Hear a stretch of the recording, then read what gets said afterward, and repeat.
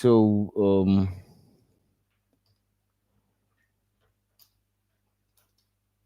yeah, introduction to the instructor, which is myself.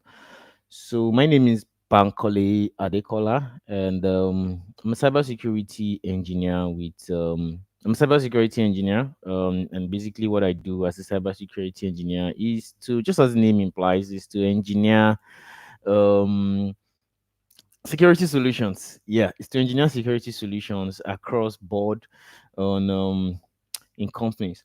So we do red teaming, I do red teaming, I do blue teaming. So that's the defensive and offensive. And we also make sure that you have secure configuration in your environment. Also, I'm also an awareness coach, coach for cybersecurity awareness trainings, which is usually a service which a lot of companies request, and companies, even individuals. Yeah. So awareness coach, and then also cybersecurity consultant with Halogen Cybersecurity, MOX. I have over a decade of working with computers professionally, and I've worked with multinational companies like Google, Smith International, Veco Binary, Max Lock Consultancy, and a host of other companies. Um, so I've advised also, and I've provided security guidance to many of the largest companies in Nigeria. And we've also discovered some very serious vulnerabilities in some applications you use on a daily basis. Um, and we've also assured security on several multi-million naira projects. And that's when we go to sites to deploy some security solutions, HSMs, firewalls, and the likes. And so we have assured security for such multi-million dollar companies. Um, yeah, so basically in theory, and in practical, I think I know what I'm doing, or also what I'm talking about today, in this course. So there's never been as important than it is today to maintain security and also to enable privacy and also anonymity. So I'm extremely passionate about helping you to learn and achieve your goals in terms of ethical hacking or in the entire cybersecurity field as a whole. I'm also very excited to be here to teach, guide, and also mentor you along the way, as the case may be.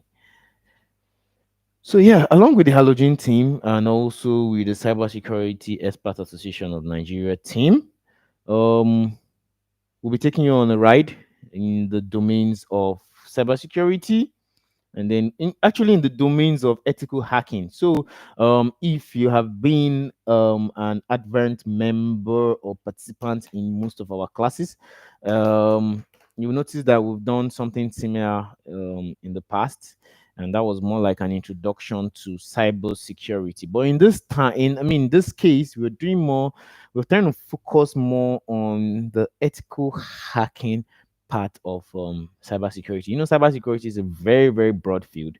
And in this course, we're going to be focusing more on. In this course, we're going to be focusing more on the ethical hacking, aspects of cybersecurity.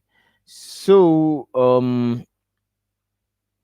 actually, cybersecurity field is so broad. Like, there's way, way too much stuff about the subject of cybersecurity, and a whole lot of technical things. But we're here to so actually it's very difficult to cut through all those noises and also get you the right information you need. So we are just actually here to assure you that don't worry, your time will be well spent, and we'll promise that we'll do our best to make sure this course meets your expectations and your needs. So if you have any questions as we go along this course today, tomorrow, next week, anytime, any part of the course, just feel free to message us at info at Academy Halogen, and we'll get back to you as quick as we can. Mostly less than 48 hours, 24 hours mostly, but max like 48 hours, we'll get back to you.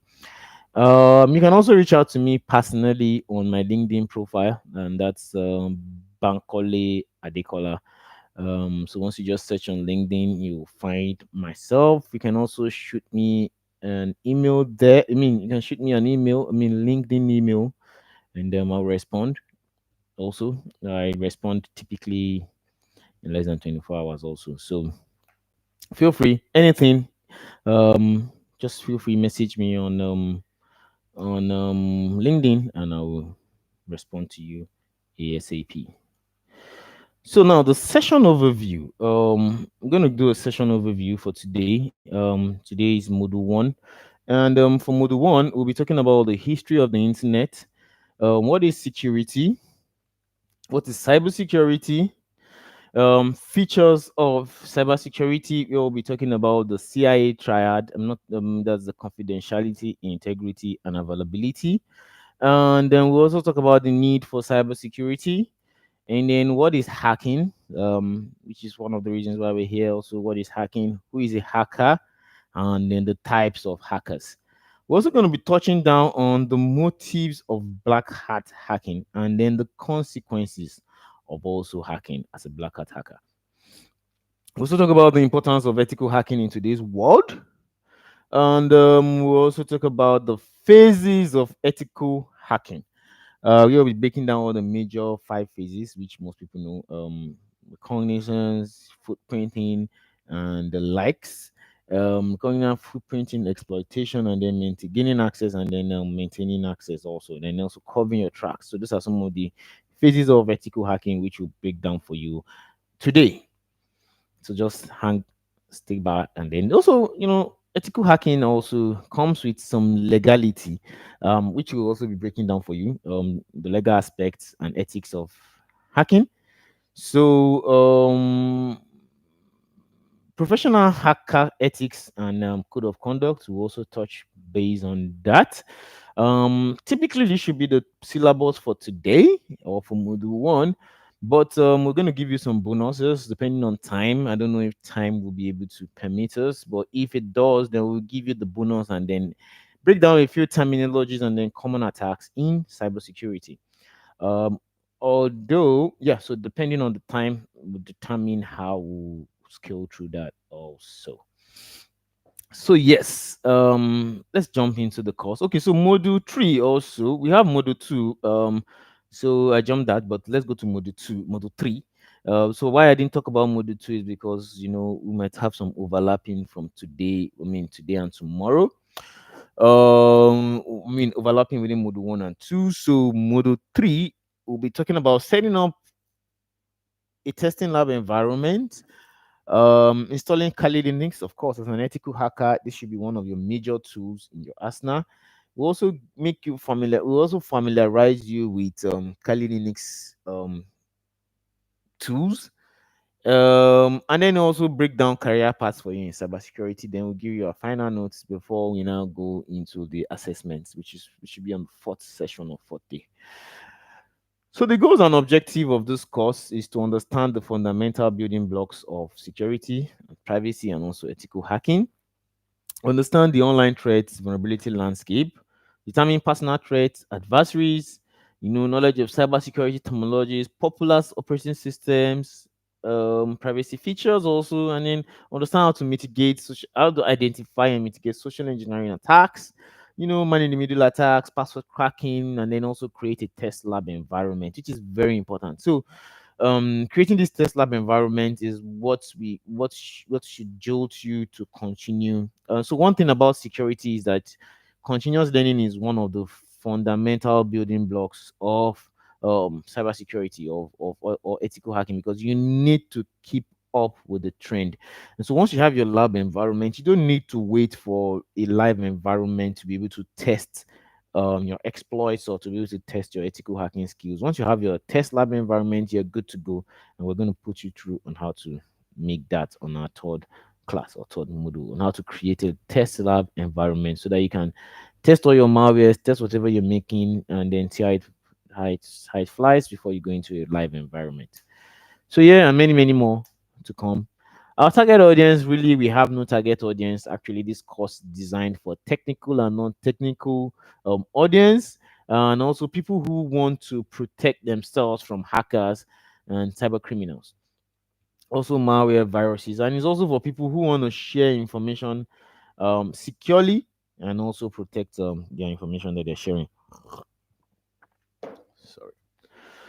Um, so it's for those who also want to keep their account safe and also want to experiment. Let me put it at that. It's also for those who have interest in technology, the internet, you know, cybersecurity professionals, people in tech field, people in risk departments, and the likes.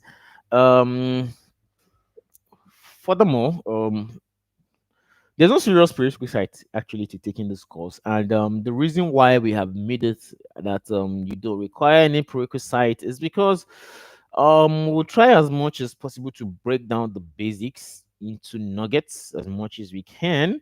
So you really don't need, except and if you're very smart, you can actually do some self study once we give you this base. Actually, most times you just need the base, and then you build on the base, on the foundation. So there's really no prerequisite. This is just something to jolt you into the field and let you see if it is something that you're capable of doing, and then yeah, you go ahead and do it. And then a basic understanding of a brain system and network will be of great advantage, to be sincere. If you have that knowledge before, most part of this course will um be like a walkover. So because you have an added advantage of that. You should also be able to download and install software and be open to spending time investigating and learning topics discussed.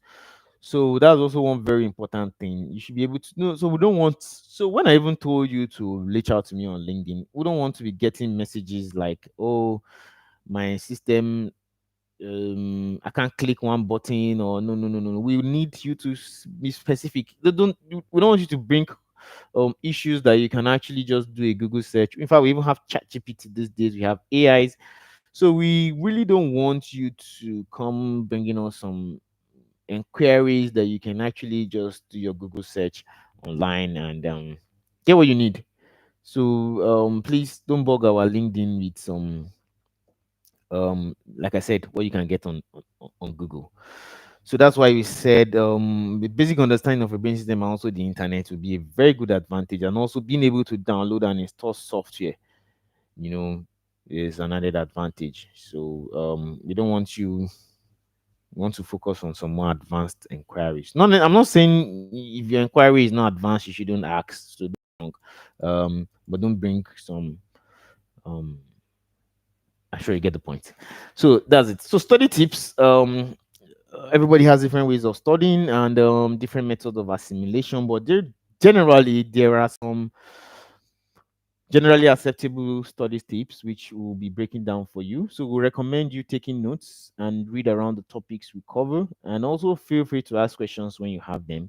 um yeah, feel free to ask questions when you have them. The course actually just lays the foundation required for you to start off your career as an ethical hacker. It's a foundation. I've said that before. It's a foundation that will help you, actually will give you some practical aspects of it. So it's not just going to be theoretical. So maybe as a hearing foundation, you say, "Oh, more, this guy just won't boss with some theory things." No. Along the course, we'll be giving you some. We'll be introducing you to some ethical hacker tools and some things that hackers themselves use. So the course will actually take you through the concept of cybersecurity in a very simple and easy to follow manner, so that even the participants with no prior knowledge of hacking or cybersecurity will be able to follow and also understand the concepts that we'll be breaking down for you.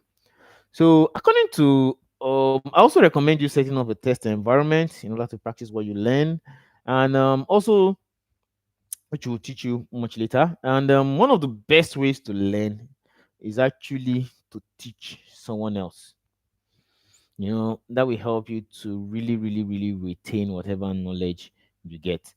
According to a psychology report, learners retain approximately 90% of what they learn when they teach it to someone else, or if they have to use it immediately. So I'm sure you get the point. My last point: if you have to use it immediately. So most times, some people learn, like back then when I was still growing up. Although I'm still growing up anyway, I'm still a very young guy. But back then, when I was younger or way younger, um my mom was someone that was very industrious, and so she brought in somebody to come and teach us on how to make, teach us, that's myself and some other family member, how to make some products, soap, um, fragrance for the house, all those little house things, even toothpaste. But I can tell you that today I don't know how to make most of those things. In fact, maybe if I want to make liquid soap now, I have to maybe check on Google or something. But you know, if I had used that knowledge immediately, probably I wouldn't have lost it.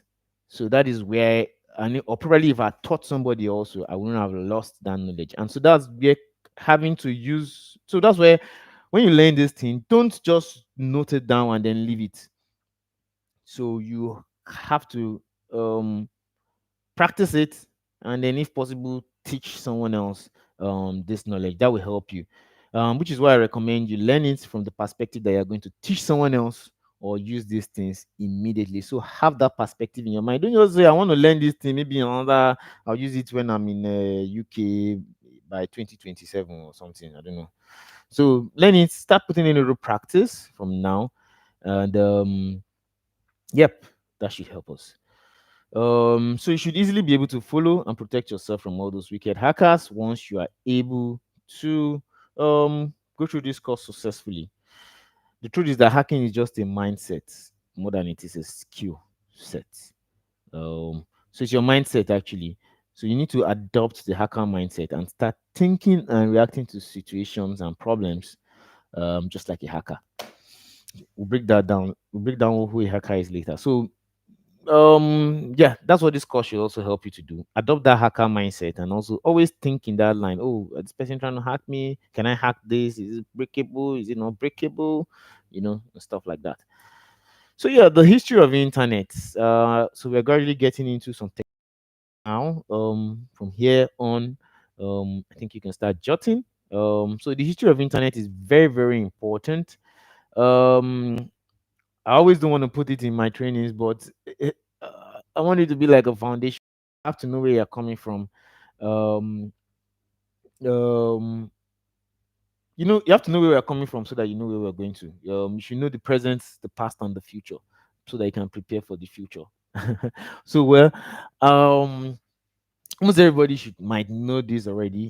The computer started in the 90s as a way for the government and researchers to share information across border. So initially, it wasn't even the way it was before. This Internet of a Thing was just more like a closed thing, from my house to my office, or from one faculty or from one department to another. In fact, if you had to access an information back then, you have to travel. So for instance, if I need maybe even this PowerPoint slide, and it's with somebody in one state, any state, maybe maybe Ekiti or somewhere. Currently, I'll just say, oh bro, can you just send this thing to me via email? But as at then, you had to actually go there physically, copy the information you want to use, or even just, you can't even copy before floppy disk and all those things came into existence. So you just stay on that computer, finish all the work you want to do there, leave it there, go home, come back, that kind of stress. Before the So January 1st, actually 1983, is considered as the official birthday of the internet. And this was when new communication protocols was established, which is what we call the TCP/IP, which is the Transfer Control Protocol Internet Work Protocol. And this is actually what simplified the web. On the yeah, this is actually what simplified the net, and that is why people refer to it as the birthday of the internet. So immediately TCP/IP was introduced, then the need for all those long journey, the need for all those journey, I mean, long trips to go and access a computer, um, was no longer there. And so ARPANET, actually, which is what we can see here. ARPANET, which stands for the Advanced Research Project Agency Network, is what actually evolved into what we currently know as the internet. ARPANET was a great success, but membership was only limited to certain academic and research organizations. mostly those that even had contracts with the Defense Department of the US. So why they did that was so that they could share those information actually without traveling, and then the thing now went out into the. Most times military actually uses a lot of things before they put it out for the public.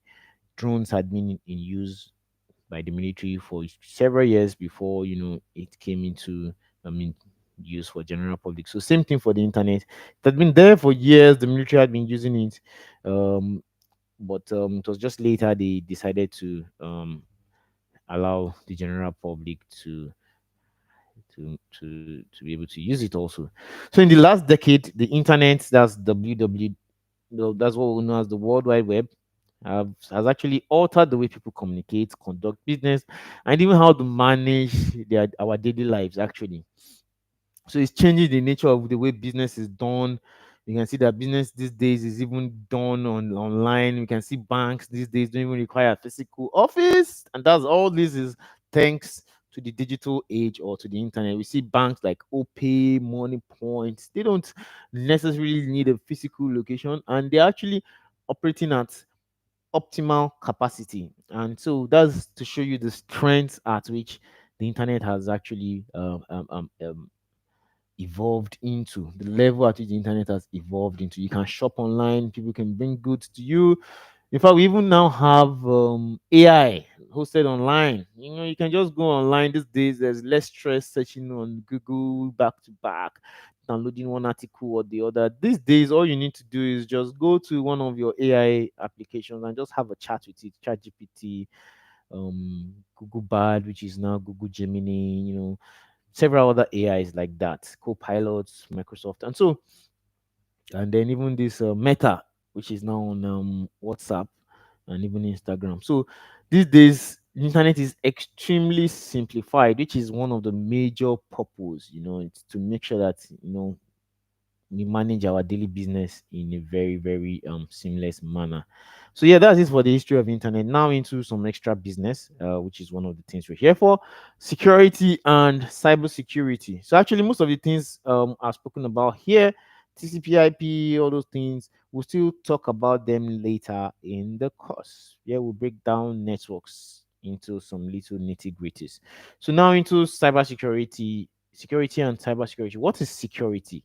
First, what is security? Just take some time to think about it in your head. What do you know? What do you think security is? What do you think security is? In fact, few days ago we had a retreat where we kind of deliberated on what security could actually mean. Some says it's response, some says it's assurance, rest of mind, different definitions. But the truth is that everybody is correct. So everybody, any way you choose to define it, you're correct. It is your own perspective or your point of view. But in general, or will I say, according to research and scraping the web, um, I come to the conclusion that security is more like a process of maintaining an acceptable level of perceived risk. So acceptable level, you can. So that's why security is so exactly. An effective security approach should be dynamic. So you can't say I have biometric on my or okay, even our phones. Let's even use our phones as an example. Most of us have um facial recognition on our phone, we have fingerprints, we have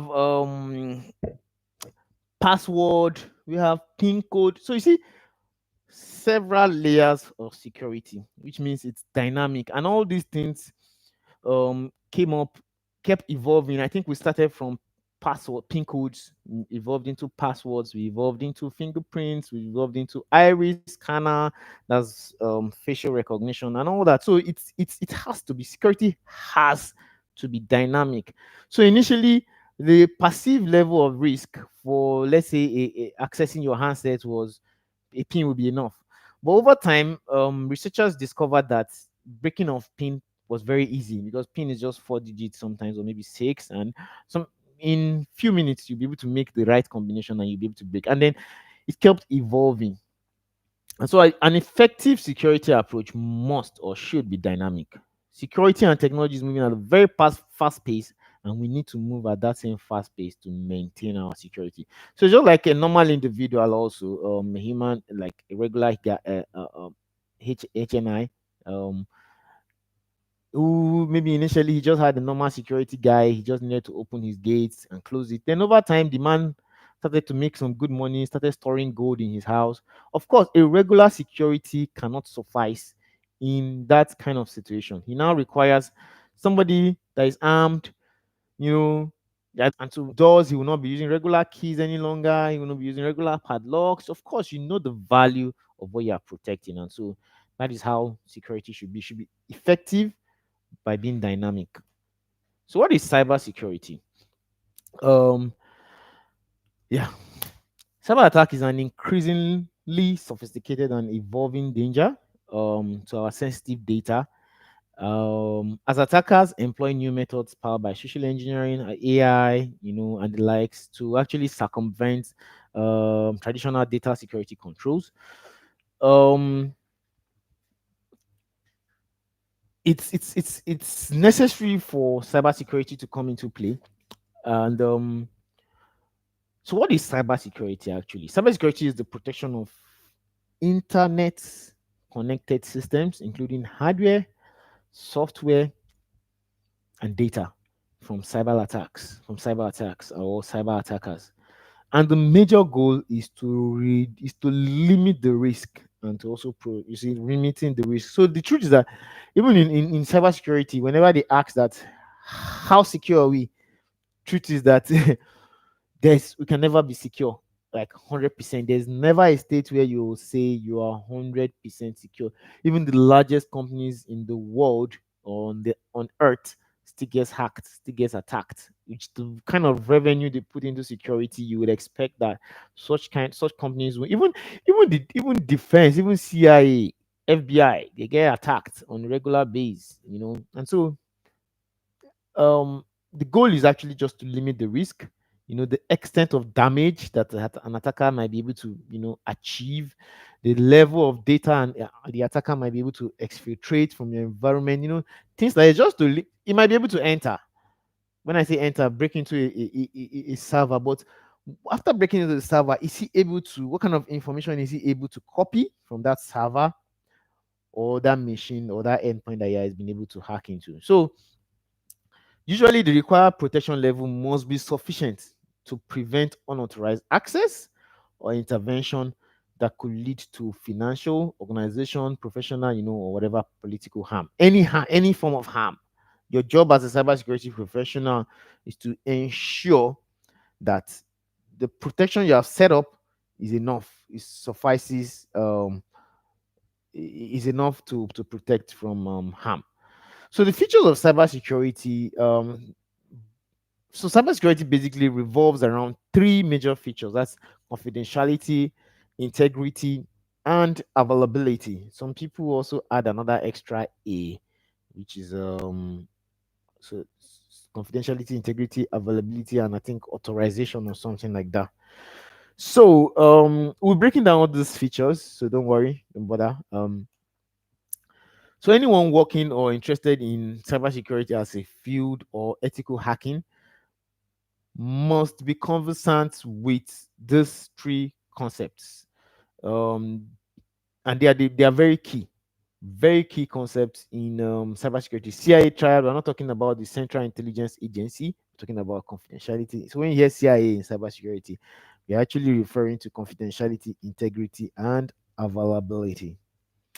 So security professionals too must also understand authentication, authorization, and non-repudiation to be able to enforce these three um, concepts properly. You have to understand authentication, authorization, and non-repudiation. So let's break it down. So what's confidentiality? Confidentiality ensures that confidentiality ensures the privacy of data by restricting access through authentication. which is another form of confidentiality. Should be another term for confidentiality can also be privacy. So you can also call it privacy. So of course you require authentication, so that's some level of privacy. Um, so companies basically should restrict access to information to authorized personnel and always only and ensure that only authorized individuals view this data. Um, this data may be grouped according to security or sensitivity of that information. And so let me just break this down a little further. So, for instance, if you work in an organization where we have finance, marketing, customer service, somebody in customer service has no business with finance data. What are you viewing finance? Somebody in finance who has no business with customer care.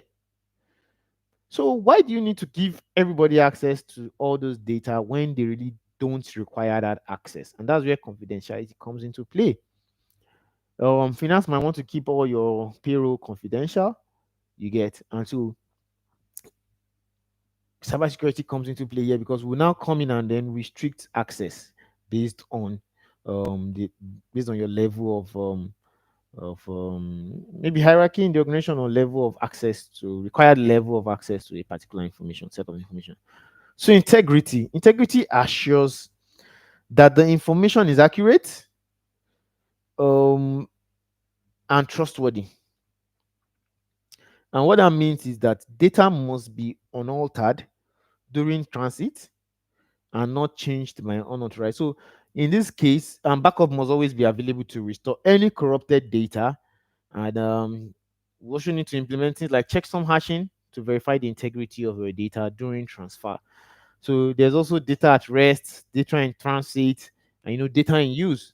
So integrity must cover all those things when it's in use, the integrity must be maintained. Nobody else. If it's Bankole editing it, let it be Bankole. And there should also be that integrity that it's Bankole that edited this thing last. Okay, we'll still talk about that later also. It's also another concept under this CIA triad. So that should be the case. Also, when you're sending that kind of information, it should also be encrypted, which is what things like checksum does, or hashing functions also it should be encrypted. So, for instance, if I have to send maybe my passports, international passports, to someone else in another state or city, I will not just take it to the park and just give it to the guy like that and say, Benny, carry this thing, go Ilorin for me, deliver to this other place. What happened is I would definitely put it in an envelope, seal that envelope properly, in the sense that if the driver eventually opens it, the receiver will be aware that this envelope was actually opened while in transit. So, which means the integrity of that passport or whatever document I've put in that envelope might have been altered. And so, which is one, and that's one of our functions as a cybersecurity person. What we do is to put all these things in place. We put things like hashing functions, um, which some of the popular ones: MD5, SHA-1, SHA-256, and SHA-512. So MD5 is actually not so recommended, to be sincere, but it depends on where you are on the application. In this case, in where you're applying that kind of checksum. So some functions might not require you using some advanced checksums or whatever. So in that case, you might opt for maybe an MD5, but always make sure that you are using the right kind of hashing function for whatever you are doing. So MD5 is very breakable. Let me just put that at the back of your mind. Easily breakable. Rainbow tables, several things, several ways you can break into an MD5 hash. So another thing, the next feature of the cybersecurity is availability. And availability ensures that the information is accessible to authorized people. Um, and what that means is that um, so let me use a bank as an example. Banks are supposed to always be online, 247 availability. So if you notice, okay, I'll still break that down later. So availability is one of the major things. I'm sure when you hear, oh, server is down, there's that. Trust me, the security guys at the back end or the cybersecurity professional in that company is running helter skelter trying to fix whatever the issue might be coming from. And so it's also your duty as a cybersecurity person to ensure that your equipments are properly maintained, perform hardware repairs, keep your operating systems and software up to date, and also make sure you are creating backups. So trust me, backups you can never do without backup. It ensures the availability of the network and data to only authorized users. So yeah, only authorized users. Availability is one of the major things. So, for instance, hackers also have a very special way of attacking sometimes, and one of the major ways, I'm sure you've heard of denial of service attack, which is one of our major, attack, ASNAs, as an ethical hacker. And so, once you're able to, so for instance, imagine you are registering on the Jam website, and the hackers are busy bombarding that website with too many requests than the website can handle. What happens? You end up losing you end up losing time. So let me even say if it's a financial platform where maybe there's exchange of funds or something, you end up losing cash, you do a lot of things, and the likes. And so availability is very, very essential in cybersecurity or in technology. It's one of the pillars actually. It's one of the pillars. There's no room for downtime. Yeah, in cybersecurity, no room for downtime. I'm sure that's why you see that when banks want to do an upgrade or update, they'll send you a message that, oh, won't be available from XYZ time to XYZ period. And that's because if they just go offline, um it breaks their it breaks the it breaks their cybersecurity, how will I put it now? Uh, it actually breaks their compliance to cybersecurity. Yep. So an example of CIA triad. So to understand the concept better, let's use bank as an example. I always use bank. I'm sure if you've been in some of my other sessions, you must have seen this slide. So you must have the app installed first, which is confidentiality and activated. So they are sure. There are some things they request from you. I'm sure people always feel like, why are you guys asking for these things? But to maintain that, they'll tell you before you install the app, it's either you get an OTP or you use your ATM card number and the PIN code. All that is to ensure that it is the right person setting up that bank account. That app on that phone. Some things to ensure that confidentiality, is there. And then the bank must also maintain a history of all your transactions, which is integrity. They must have that. Even if one kobo leaves your account, that integrity must be there. And integrity that I've kept this money here, I should come back to get it. Or I've done this transaction XYZ portal or e-commerce website.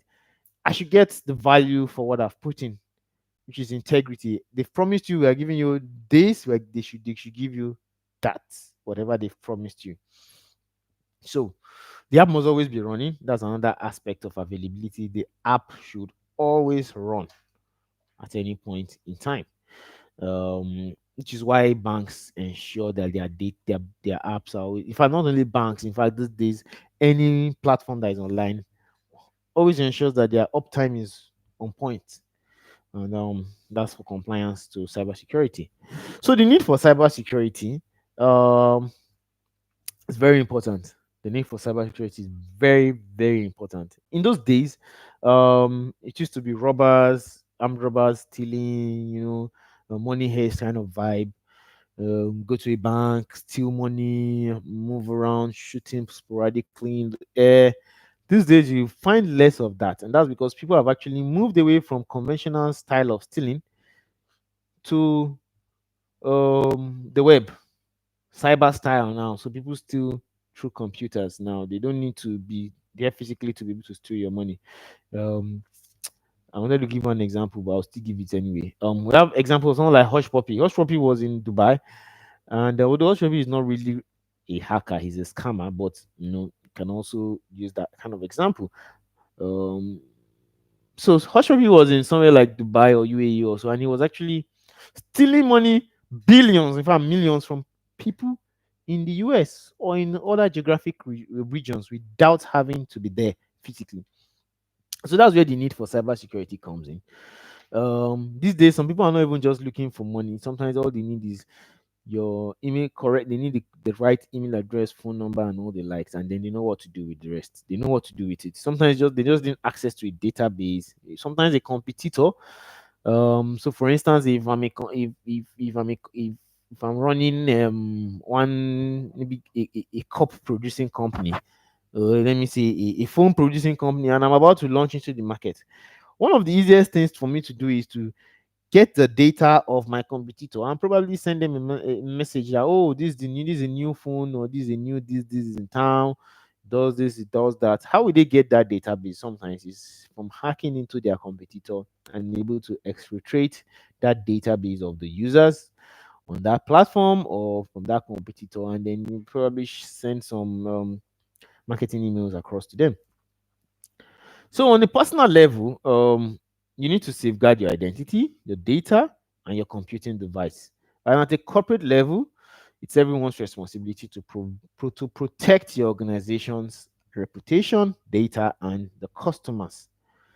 Most times I've always been asked questions like, why will somebody target me? What's the point of an attacker taking over my system? I'm just one guy, blah blah blah. But the truth is that these days they don't even know who you are. The attacker just sprays out his payload or his malware, and if you're unlucky, you click on it, or if you're unlucky, it drops in your system, and from there, So sometimes they are actually not targeting you. Even some organizations, they're like, why? But the truth is that they don't even know you. They don't know you. The tools are out there doing its thing, and it just reports back to the attacker and says, "Oh, this guy has this vulnerability. This one has this open port. This one has that." And then from there, the attacker can now start, attacking. So cybersecurity professionals must have the same skills as the cyber attackers, which is very important. So that, of course, to catch a thief, you also need to think like a thief. If you've watched a movie called the series called Criminal Minds, the way those guys operate, they are more like a CIA agent. But in this case, they come in and they impute, they act as if they're actually the ones that committed that crime. See how the person thought, the thought process that led to the committing that crime, the motives behind it, the emotions, all those things. Those guys come in, analyze all those things, which is exactly the same thing an ethical hacker does, but in this case, in the cybersecurity, in information technology sphere. Cybersecurity must also use their skills ethically. You must be ethical with your skills. You cannot go out of the boundaries of cybersecurity. We'll still talk about that later. So yeah, cybersecurity is very important. Foundations of ethical hacking. One of the major things we're here for. So what is hacking actually? What is hacking? What do you think is hacking? I'm sure as I'm saying it, even the background is already depicting some kind of stuff in our head. One black guy chilling, breaking into one system, transferring money at will from CBN to his personal accounts. That's how people always think hackers are, or that's what they think of hacking. Um, but the truth is that in modern English, the term hacking can actually take on several meanings, and that depends on the context. Depends on the context, and it depends on where we're looking at it from. So, but as a matter of general use, the word generally typically refers to the act of exploiting computer security vulnerabilities to gain un- unauthorized access to a system. Unauthorized access. I will tell you why I'm emphasizing on the unauthorized, because there are some hackers that actually have the authorization to break into systems, which is the ethical part of it. So,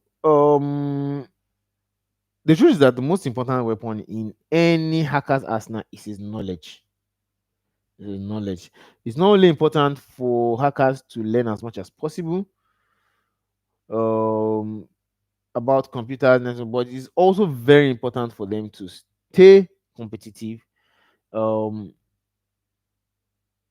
and in order for them to be effective, they must always be up to date. Because trust me, computer world is rapidly changing. You must always the vulnerability, the style you think of hacking today might not work tomorrow. So that's why you always need to um evolve with the trend. So who is a hacker? So who is a hacker? Um, yeah, maybe somebody typing, busting his computer, you know, trying to break into one server, all those kind of things. With one black screen, several codes flying through his screen. But well, it's just the term a hacker is someone who breaks into computer systems, similar to hacking. And the reason for hacking can be to install malware, steal or destroy data, or just to disrupt it, or just sometimes just for fun. Just for fun. I can just look and say, oh, this Halogen website, I want to bring it down. Let me see how people will run around. Let me see. Sometimes just for fun. There's no reason. Sometimes some people don't have any concrete or cogent reason why they actually hack it. Just for fun. Sometimes to steal, sometimes to destroy, several things. And in this field, we have different types of hackers, different types, good, bad, and the ugly. But let's start from the bad guy, which is the black hat hacker, white hat hacker, gray hat hacker, script kiddies, and some other ones that stand between all these other ones that I've mentioned. So that's why you might not find some other things like script kiddie, blue teamer, red, all those things. You might not find them. They're also hackers, but you might not find it here because they also fall under either of these categories or category. So the first guy we'll be breaking down today is the black hat hacker or a cracker, as some people might want to call them.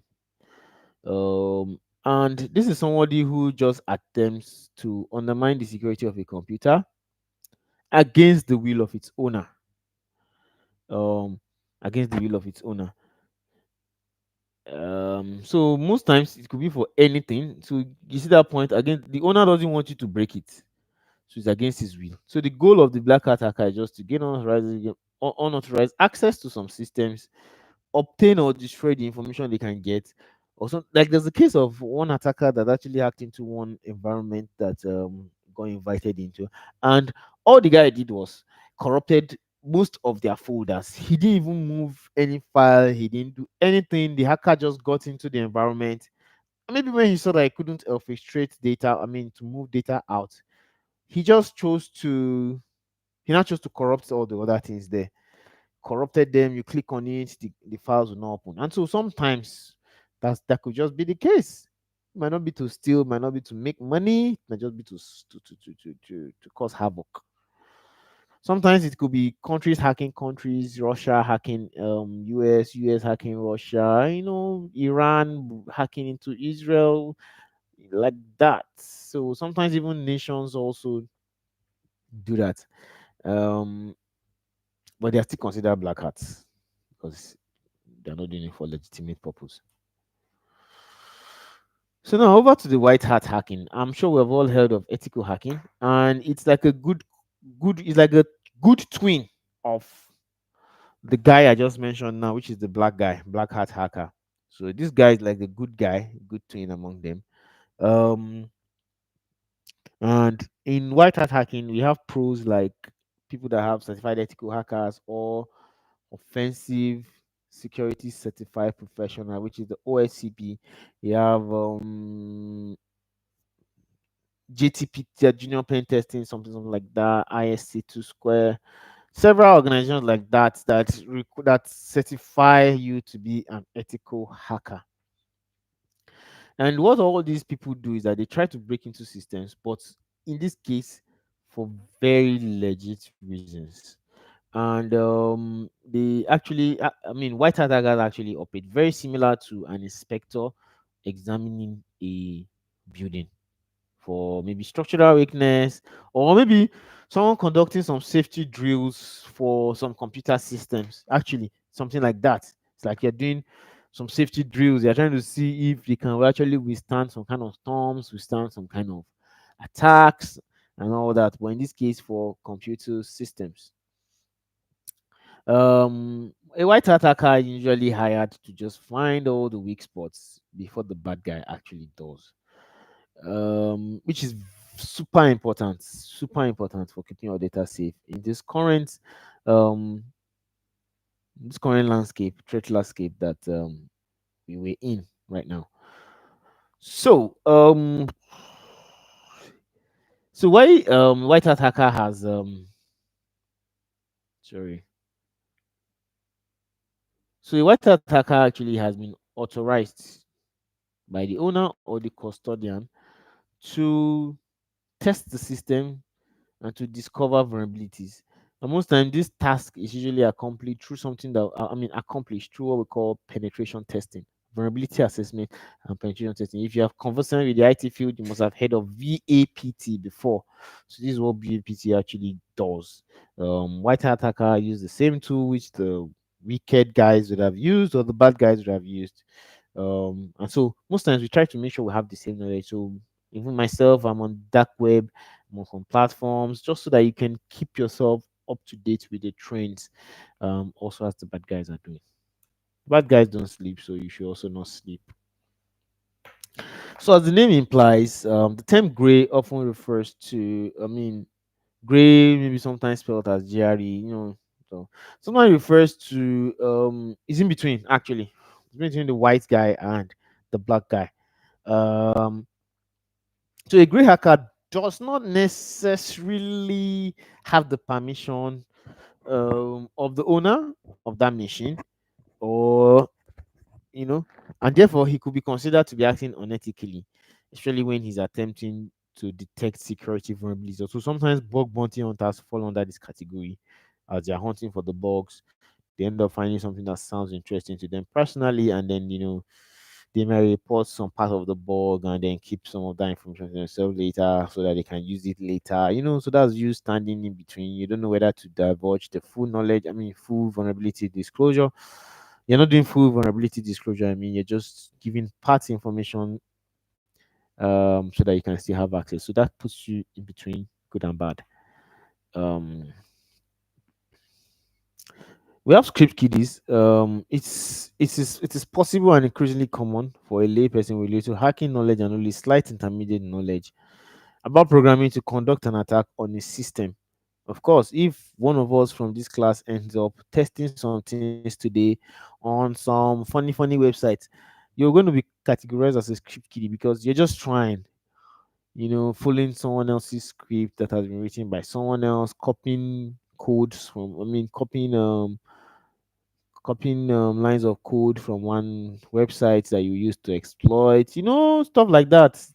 Sometimes even professionals copy codes, but we know what we're copying and we know where to modify accordingly. But these script kiddies just copy and then just push out their exploits. So sometimes you see situations, most of the times I see people that break websites that they just break sites. I see them as script kiddies because sometimes they didn't even expect, they didn't even know that that site will break when they were testing some of those exploits. And so we call them script kiddies, people that copy other people's scripts to make use of to attack. Um the motives of a black hat hacking could stem from various places. Um and it also varies depending on the environment the hacker is. So sometimes one of the major thing that hackers, one of the motives, or will I say the drivers of black hat hacking is sometimes to steal information for profit.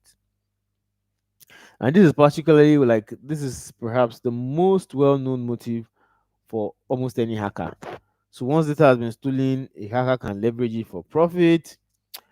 You know, there are various ways hackers don't use stolen data for themselves. They can sell it. Go to the dark web today, you see data of people's credit cards, home address, social security number, and the likes like that. NIN, BVN, all those things is online. People's information has been stolen. So what hackers do is that they sell it online. There's like darknet and all that. So there are some infamous dark web markets here you can check. Um, we have Torres, which is Torrez. We have Tortudor. We have Hydra. We have White House Market. Most times, most of these platforms don't collect cash. So they mostly use crypto for their transactions, and that's in order for them to prevent tracking, and to also maintain the anonymity of both the buyer and the seller.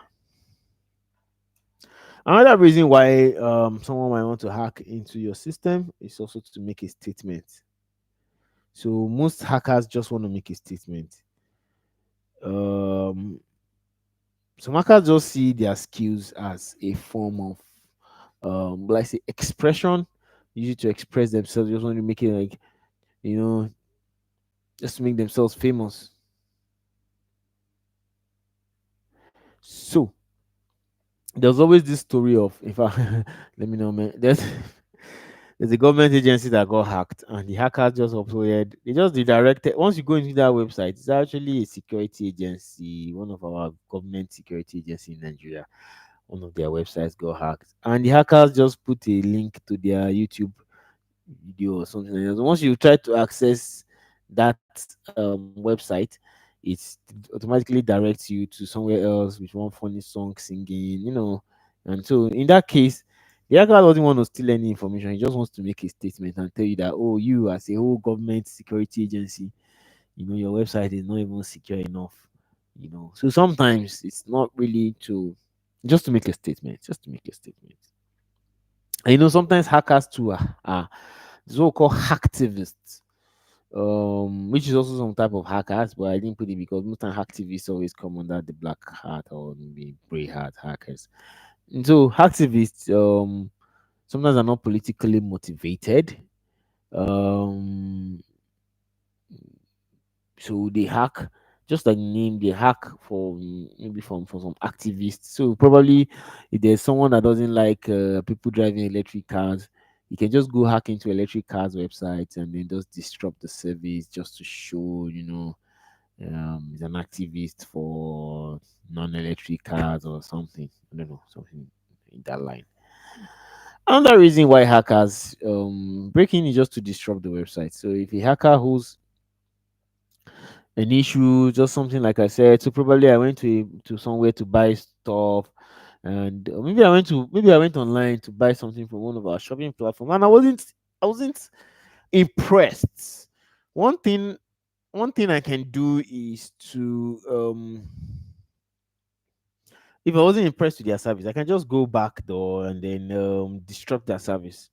Maybe I bought something and then I try to get the refund. They're not refunding me. I can just go to the back end, disrupt the server. Maybe they won't be able to get new clients, new registrations, or something, anything. Just crash one of their sites, um, just to disrupt the activity for that day. Sometimes it could be to install malware, just anything. Sometimes hackers don't care about money or fame. Sometimes they're just trying to be vengeful. Just want to revenge, you know, just want to revenge. Sometimes they could hack. I mean, I had a situation where um I was in another country, um, India to be specific, and there's Uber, and there's another ride-hailing company called Ola. As a Nigerian, we want to pronounce it as Ola. So Ola and Uber. So back then, there was this hack on one of them. I don't want to mention who hacked who, because there was no concrete evidence that it was. But of course, based on suspicion, um, one of them hacked the other one. And whenever X books a ride, it will tell you, for instance, you're booking the ride from maybe Ikeja City Mall. Fine, your location will be there, but the destination now could be Ileewon, and that's how to write it. Write it in Hindi or one language. It could be Ileewon, it could be Hellfire in one other language, something funny like that. And so imagine you booking a ride and your destination is hellfire. Meanwhile, you put destination to be maybe airport, and then you're seeing hellfire as destination. Of course, you will cancel that ride. So sometimes it could just be an adversary trying to, you know, hack each other just to disrupt the service of the other competitor. Financial gain, of course, is one of the major things a hacker also um, hacks into. So there are several ways a hacker can make money through hacking. It could be a ransomware attack, where they will hold all your system to ransom and until you pay a particular amount of money before they, unlock your system or decrypt your system. The scenarios are endless. Financial gain is one of the major things also, for profit, financial gain, anything. So sometimes you also want to get money from revenue, which is a pay per click advertising. So in this case, you click on something, it directs you to another site that is already, another site that the hacker has been paid to generate traffic for. So if you go to another site, drag you, attract you, pull you. When you click something, it should maybe redirect to another site, and the hacker gets his revenue from pay per click. So yeah, that's it. So consequences of hacking. I won't want to dwell too much on this because there's also another section in the slide that speaks to speaks to this very well. Um, there's another aspect that speaks to this very well. Just a moment. I'm just trying to check something. So consequences of hacking. The consequences of unauthorized access could range from minor costs to several inconveniences that could arise. Um, so I said I'll break this down later, right? Okay, so but let me still. So the consequences determine. So sometimes the consequences could range from minor costs and inconvenience of everyday information to severely dangerous and even deadly situations. I don't know if you've heard of a situation where a hacker actually hacked into a nuclear plant, and he was almost over firing the nuclear reactors. Um, Stuff like that, which could have actually escalated into a very serious disaster, nuclear disaster actually, and which was actually performed by a hacker. Now that's the scenario. So just put that one. So imagine a nuclear issue with a power plant that could kill almost a whole city, in fact, almost a whole country. So that's a hacker um committing manslaughter, let's say. Then there's another hacker that is just sitting in his bedroom or sitting in his office. All he's doing is to maybe bring down one website, or to steal somebody's data from one site, or maybe be pay per click kind of hacker that just needs you to redirect to another site. So now looking at the two of them, who do you think would get more consequences of his for his action, for his hacking action? Is it the one that hacked into a power plant, a nuclear power plant, or the person just hacking into one small website? Who do you think would end up having the larger consequence at the end of the day? Definitely the guy that hacked. I mean, larger consequence, definitely the guy that is hacking into a nuclear plant. And the guy that just hacked into a small computer, um, the guy that just hacked into a small computer might just have maybe very few um sanctions that he might have.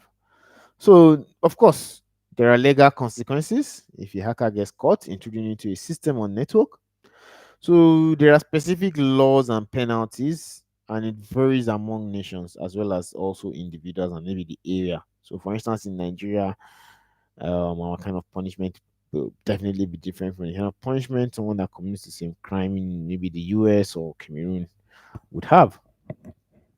And funny enough, in Nigeria, I always say this: there's actually no concrete law. So the law is there, but it's very vague, and so that's why you need to be very careful also when you're hacking in Nigeria, because there's actually no concrete law that says this, you know, clearly spells it out on black and white currently in Nigeria. But in the US, Be very careful. I will still talk about that later. So let me not go too much into it. When we're talking about the legalities and ethical aspects of ethical hacking. I'll break that down a little more.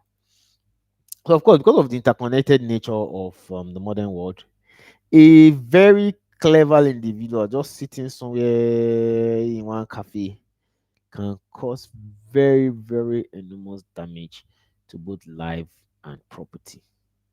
And so that's why, serious consequence I mean, come out of your hacking activity. So, like I said, the enforcement laws varies. So some governments simply do not prioritize prosecution of cyber crimes, especially when the victims are outside their own country. So that's why a whole lot of hackers operate with impunity, especially in certain parts of the world. In fact, some advanced nations actually have elements within their government in which hacking is actually a prescribed function. Yes, so military and even some civil security and law enforcement agencies have some divisions within their organizations whose mandate is actually to hack into sensitive informations of mostly foreign adversaries to get some data, sensitive foreign adversaries. And the penalties for illegal hacking largely depends on the offense itself. Just like I explained, somebody that hacked into a hospital, for instance, or a nuclear plant, as opposed to someone that just hacked into the bank college handset. What's the difference? Who do you think will get more penalty? Who do you think will be more penalized? So um that's it. It depends. Some could actually go as much as committing treason, which is like I think a crime against the nation or something. Yeah. So I don't know if you remember this guy called Gary McKinnon. Um so back in 2022, I think he got into some serious mess. And that was because he allegedly hacked into military computers in the US. And the dude actually claimed that he was looking for UFO evidence. A lot of these European friends always have this fantasy that there's some UFO in one area 51. This. So the guy actually hacked into the military so that he could maybe see images of those UFO, unidentified flying objects, or something of that nature, or maybe alien evidence. But in the long run, his actions actually led into a really, really decade-long legal battle, and that was just before the UK finally blocked his extradition to the US in 2020. I mean 2012. So you can imagine how many years the legal battle was dragged for. Over 10 years. Over 10 years. So his intention was not so malicious, if you want to look at it. And that's why you see there was a lot of legal issues back and forth, legal battles. He was just trying to hack. He hacked into it, but he got into mess. And his claim, according to him, his claim was that he was looking for evidence for UFOs, unidentified flying objects or aliens, which is not enough reason. Which is not enough reason. And so he got a little punishment. In fact, 10 years under confinement is already a lot of punishment. So, yep. Importance of, yes, so that kind of situation now brings us into the importance of ethical hacking. So, ethical hacking is indispensable actually in today's world. Um, is actually indispensable in today's world because it helps organizations to proactively manage their cybersecurity risks, protect sensitive data, and also comply with regulations. So this hacking thing is not only just because sometimes they want to see the hacker breaking into one network or something. Sometimes it's actually for regulation purpose. So I always used to tell people too. So sometimes the reason why people always reach out for cybersecurity services is majorly three major reasons. three major reasons, and those reasons is one of them is three major. One of them is compliance with regulation, the fear of unknown, compliance with regulation, the fear of unknown, and sometimes that some people that really okay, that's the fear of the unknown, and then most times after they've been broken into, that's when they now say, oh, we need cyber, oh, we need ethical hacker to come and help us, incident response, this. So most times, but this also comes with some ethical responsibilities also, and um, um, you know, most times organizations actually leverage all these skills to be able to stay ahead of the threats. So here are some several key reasons why ethical hacking is important. Proactive defense is one of the reasons, and yeah, proactive defense is one of the reasons. And in this case, ethical hackers are skilled professionals who now use this expertise to identify and exploit vulnerabilities in systems, network, and applications. So by doing this, they actually help organizations to understand the security weakness mostly before the malicious hacker exploits them. This proactive approach enables businesses to actually strengthen their defenses and protect themselves against attacks, or also to protect their sensitive data. So the next thing is also one of the key reasons of ethical hacking is also for data protection. And that's by uncovering security holes. These ethical hackers can actually help organizations to safeguard critical data from unauthorized access, and this could include financial records, IP, that's intellectual property, personal information, and the whole lot of it. So data breaches can be actually very, very devastating, and it could lead into some huge financial loss. Sometimes not even financial alone, your reputational damage. It's a whole lot of things, and even sometimes legal repercussions. So people don't know, especially in Nigeria, that sometimes when a hacker breaks into your environment, there are legal repercussions for it. A whole lot of things. There are legal repercussions for it. Just in this part of the world, we don't really emphasize on those repercussions. And yeah. So one next thing is improved security posture, which is one of the key reasons why ethical hacking is important, is that it helps you to improve your security posture. So because and that's because ethical hacking goes beyond just finding vulnerabilities. Ethical hackers actually provide recommendations, remediation, and also suggest steps in which the organization can actually take to identify, I mean, can actually take to address the vulnerabilities that have been identified or weaknesses that have been identified. And this approach could actually involve implementing security patches, strengthening the firewall, or maybe improving user authentication protocols, or maybe implementing one identity access manager, or stuff like that. So by regularly testing and accessing all these controls, the organization actually fine tune some of their security strategies, and that's why we say ethical hacking actually improves the security picture. Because after this ethical hacking exercise, those organizations are supposed to now fine tune it and also enhance their security strategy.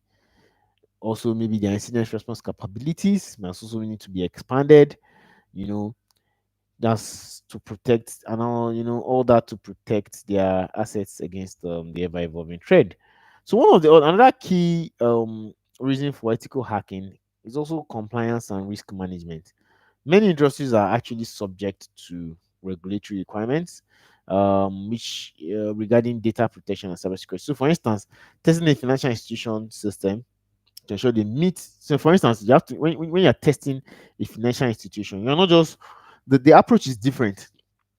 So normally when we get engagements for pen test, that's ethical hacking, I always ask, does your platform have payment gateways? Does it process funds?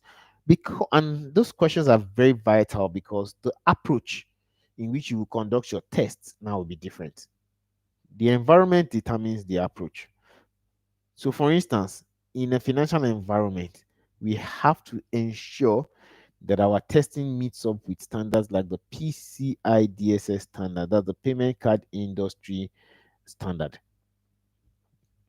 So we have to make sure that it meets up to that standard. Sometimes, generally, we make sure that it meets up with ISO 27101.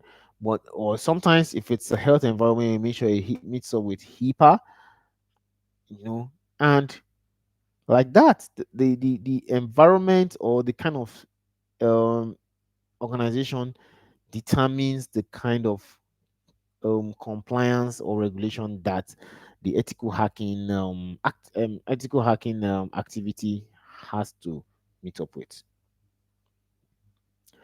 So, it's actually a very, very good proactive approach, and that also it reduces the likelihood of legal consequences. Of course, if you get hacked and you can also present your report, or you can also show your stakeholders evidence that you have actually been carrying out tests, it's possible that maybe the hackers or this is zero day attack, you know, happened on your environment, and that could exonerate you, as opposed to when you didn't even comply by testing or doing all those things.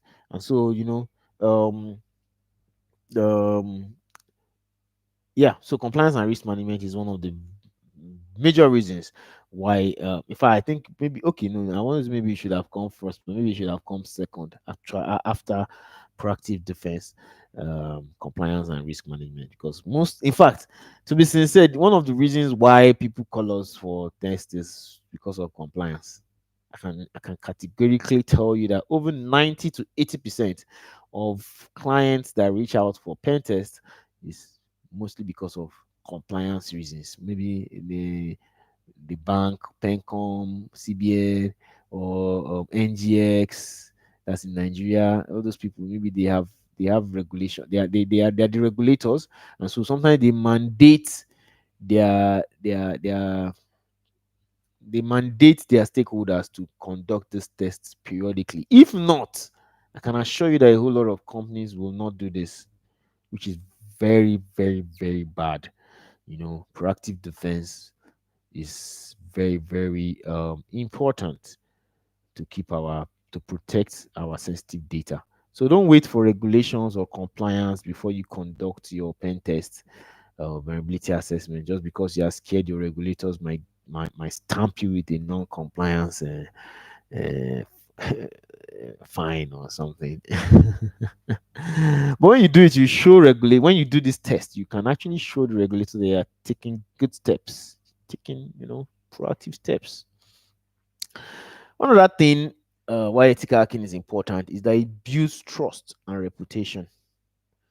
What I mean by this is that, of course, if you can show people, you can even show your customers that you are doing this, it already demonstrates commitment to cybersecurity. It already demonstrates commitment to making sure that those customer data is actually protected. So you build a very good reputation for your brand.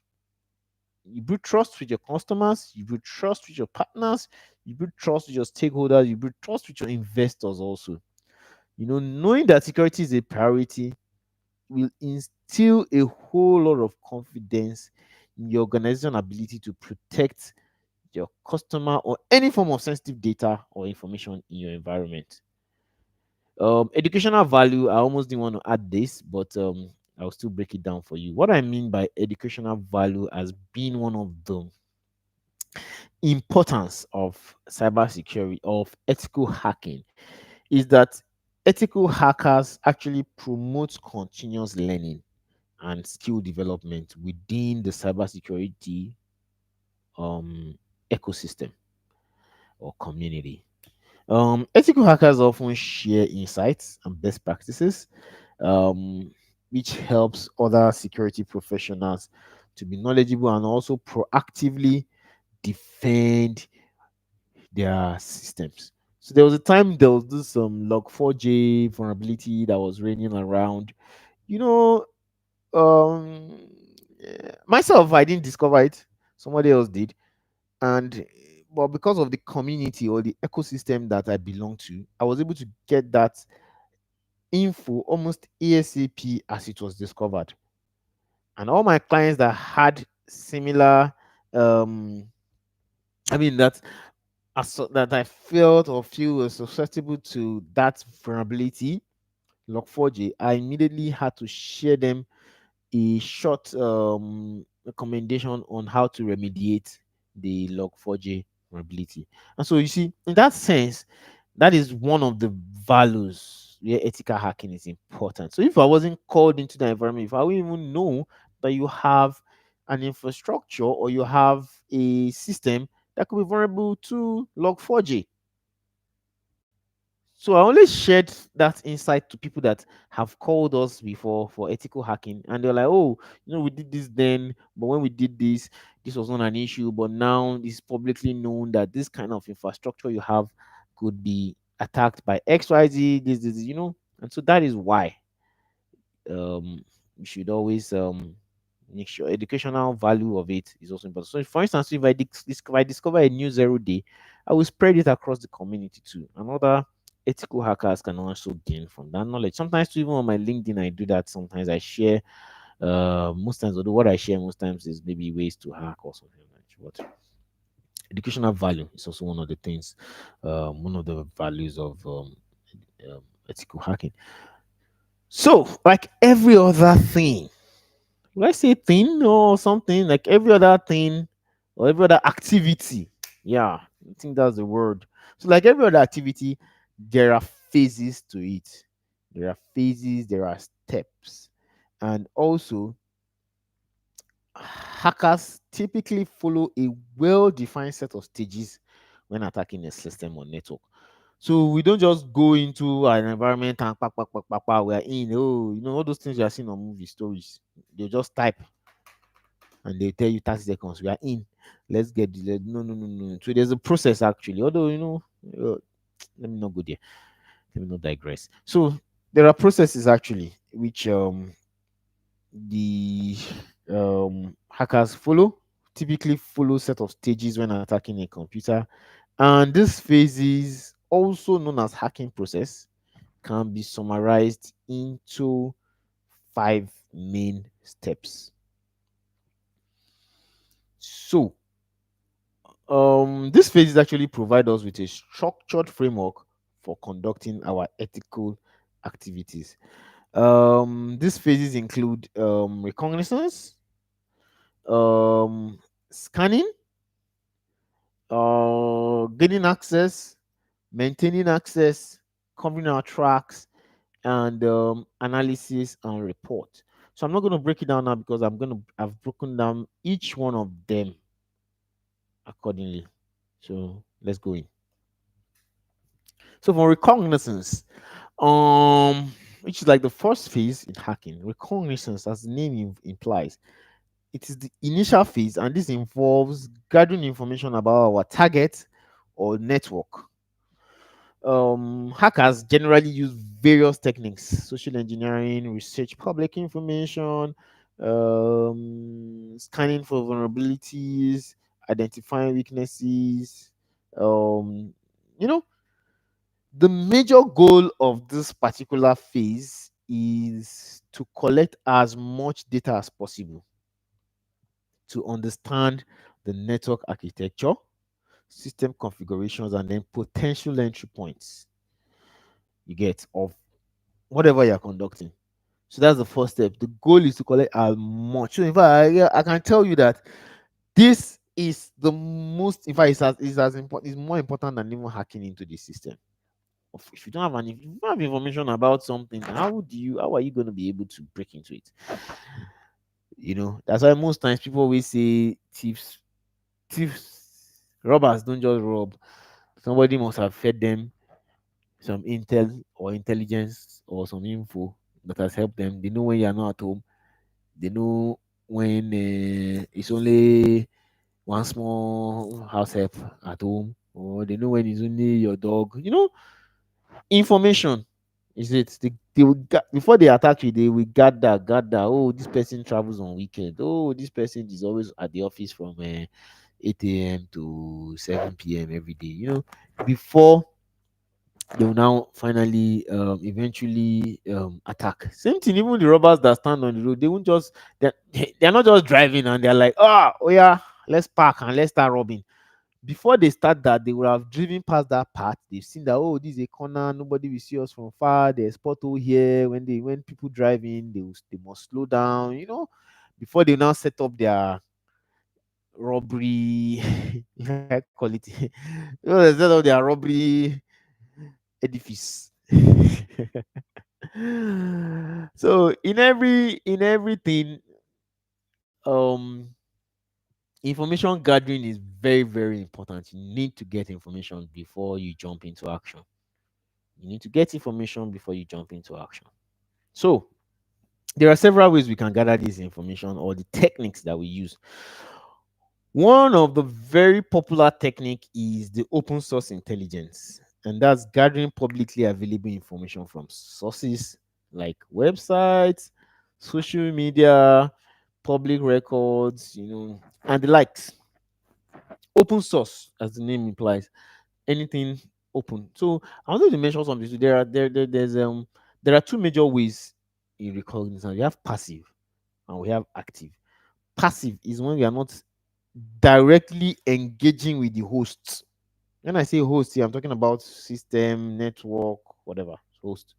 So it's when you are not directly engaging with the host. So for instance, if I want to know about Bankole now, I'm not going to call Bankole up to say, hey Bankole, how far?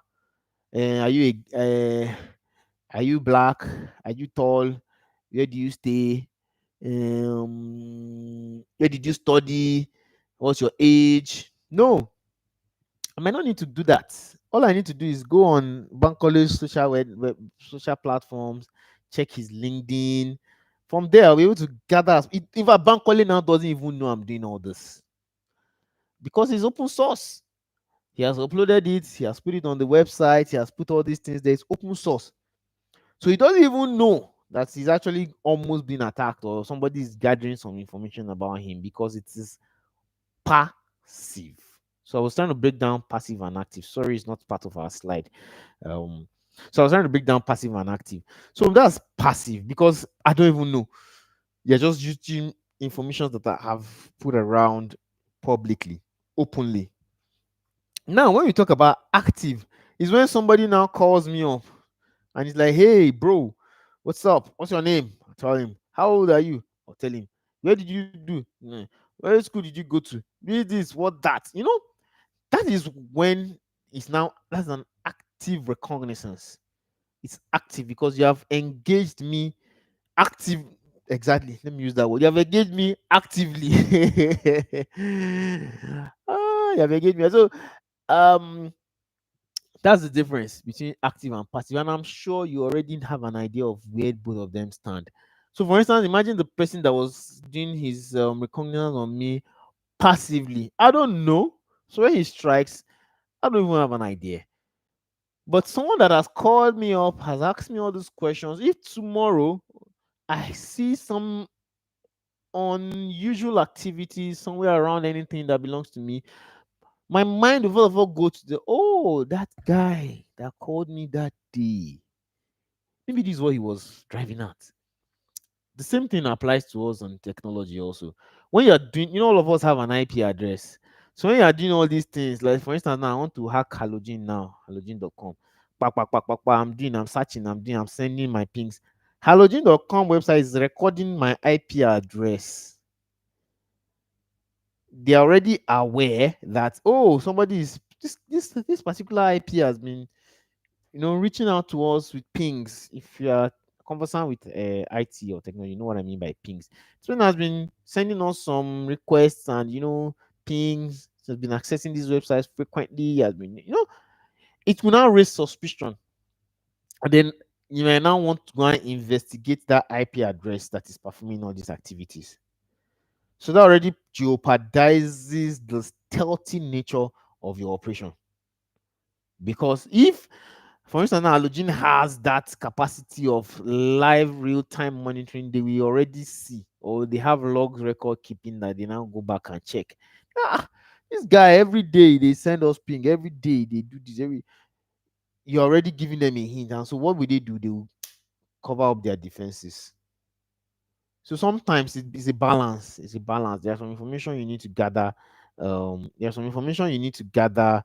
It's a balance. There's some information you will need to gather publicly, or will I say via open source, and there's some information you might need to gather actively. So passive and active. So there are some information you may need to gather actively. There are some that will require passive gathering. Most times, passive might be good because the host is not aware, and so the host is not ready, it's not prepared, it's not covering any holes they are trying to use to maybe attack them or something. So one of the techniques I've talked about open source, which is what actually brought us into breaking down passive and active. The next one is network scanning. Network scanning now is active. Can you see? Open source is passive. Network scanning now is active because I'm going to use a tool called Network Mapper. And what that tool will do is to discover the hosts that are up and running, hosts that have open ports, operating system running on it, services, all those things. And as I'm getting those information, it's being logged and it's active. I can't get those information if I don't send some request to that host or that website. So that is active reconnaissance. Then we now have enumeration, which is gathering more detailed information about those identified service, like version number, user account. So, for instance, if I do a search with maybe an AMAP, I see you're running anything. Let me see, you're running HTTPS. Next thing for me to check is, oh, the HTTPS doesn't have version number, but just permit me, please. I can't think of anything now. So let's assume that, okay, let me even use SQL, my SQL or something, running version one thing. Already, I've identified that service. SQL service is running on this server. The next thing is I need to get the version number. The version number will now guide me. Oh, version 7.6 is what is vulnerable to this kind of attack. I will now start. That's why it's very important to gather information first. Enumerate what you have gathered. Even when you have gathered information, you need to run an enumeration. Open ports, close ports, um, stuff like that. Services that are running on the back ends, the ports those services are running on, the the the the the state of those services. Several things you now enumerate and know where to attack from. So that's it. That's reconnaissance. You can do further reading on it, but trust me, reconnaissance is the most important part of this of the ethical hacking phase. Just like I said, if you already, for instance, now you do your open source, you do your enumeration, and you say, these people they have Windows 10 on their environment, Windows 7. Oh, okay, simple work. All you need to do now, you now focus and start saying, I just want to exploit, I just want to enter or hack into this Windows 7 because it's very easy to hack into. Then maybe from the Windows 7, you now escalate. But imagine just going to the environment and then you're just going straight, hacking into server 2022, this, without actually enumerating the environment and gathering information that will now help you proceed accordingly. So now, if I just see Windows 7 in your environment, I don't even need to stress myself. Next thing I need to do is now start looking for exploits for that Windows 7, looking for this, looking for, I see one open port. Next thing for me to start doing is to start looking for exploits that relate to that open port that you have in your environment. So the next phase of hacking is scanning. So once a hacker has the basic understanding of the target or of the environment, the next thing is to use some scanning tools now to probe deeper. We have several scanning tools which are, I've already listed down there: vulnerability scanners and network mapping tools. So you now start scanning, almost similar to the last part, enumeration. I think sometimes some people always use enumeration and scanning self interchangeably. So next thing now is to scan, and this involves looking for open port and then known weaknesses in a particular software. I told no weakness. So we can use tools like vulnerability scanners like Nexus, OpenVAS. If it's a website, you can use Zap, you can use Bob Shirt, you can use WP Scan. No, there's a whole list. There are other several third party too that you might need to just these tools I've mentioned are the ones that come pre-installed in your Kali Linux. Network mapper, which is our end map, is to create a map of the infrastructure and also to identify the potential attack surfaces. The next phase in ethical hacking is the exploitation, or what we call gaining access. The ultimate gain or aim of every hacker is to gain access, is to exploit a particular system. You know what exploit means? Exploit means taking advantage. If I say I'm exploiting my security man, that means I'm taking advantage of my security man, or I'm exploiting this driver. That means you're taking advantage, which is the same thing hackers always try. That is our aim. Trust me, is to take advantage and gain access into a system. So after identifying vulnerabilities, the next thing the hacker does is to exploit it to gain unauthorized access. And then, of course, gain authorized access, we now have access to some information that we're supposed to have access to. You know, sometimes we leverage on some software vulnerabilities to be able to gain access. There are several things that we leverage on. Um, we leverage on software vulnerabilities, just like I explained. For instance, you're scanning. Windows 7 is vulnerable. Trust me, if I see Windows 7 anywhere, forget it. Your environment is gone. Windows 7, Windows XP, Windows 10. Trust me, your environment is far more. Very easy entry point. And so which is that is a that's a known software vulnerability. Then we have stolen credentials. There are several sites. Sometimes when you go to the dark web, you might be able to find some credentials that are stolen. You can now use those stolen credentials to get access into some of those organizations infrastructure or systems. You get social engineering too is another way. People gain access, and that's maybe to maybe send a mail and say, "Oh, we are running one downgrade of this. Kindly change your password to this, and then from there we get your password." So there are different ways, social engineering tactics, you know, and the likes. So ethical conduct is crucial throughout this phase. Very, very crucial, because at this point you're already in. So you have to be very ethical. Kind of things we see when we are hacking. Ha, omo, you just need to be very ethical. So in fact, there was one time I used to hack into people personally, and when I started seeing some information, I had to, reduce it. Same thing when you're in an environment, there are some things you'll be seeing that it's just for your eyes only. Trust me. So you need to be very ethical. You don't need to, especially as you're an ethical hacker, you don't jump into an environment after hack. Okay, I'll still talk about all those things later when it comes to the legality of, you know. So the techniques used to exploit in exploitation phase is, exploiting of known vulnerabilities.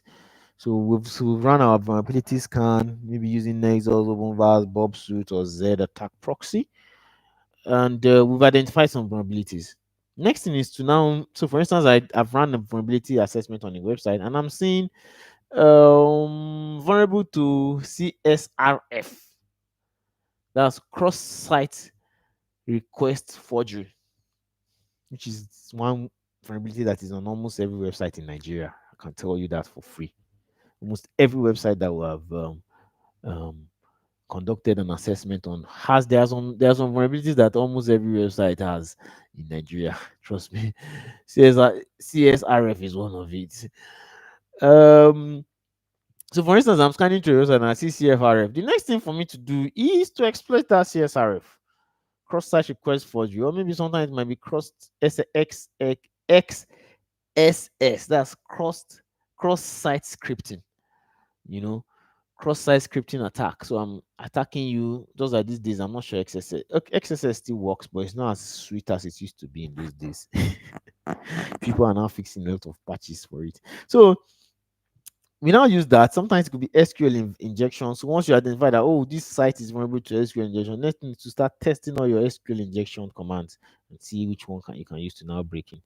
One other attempt is password cracking, which is attempting to crack passwords using brute force or sometimes dictionary attacks.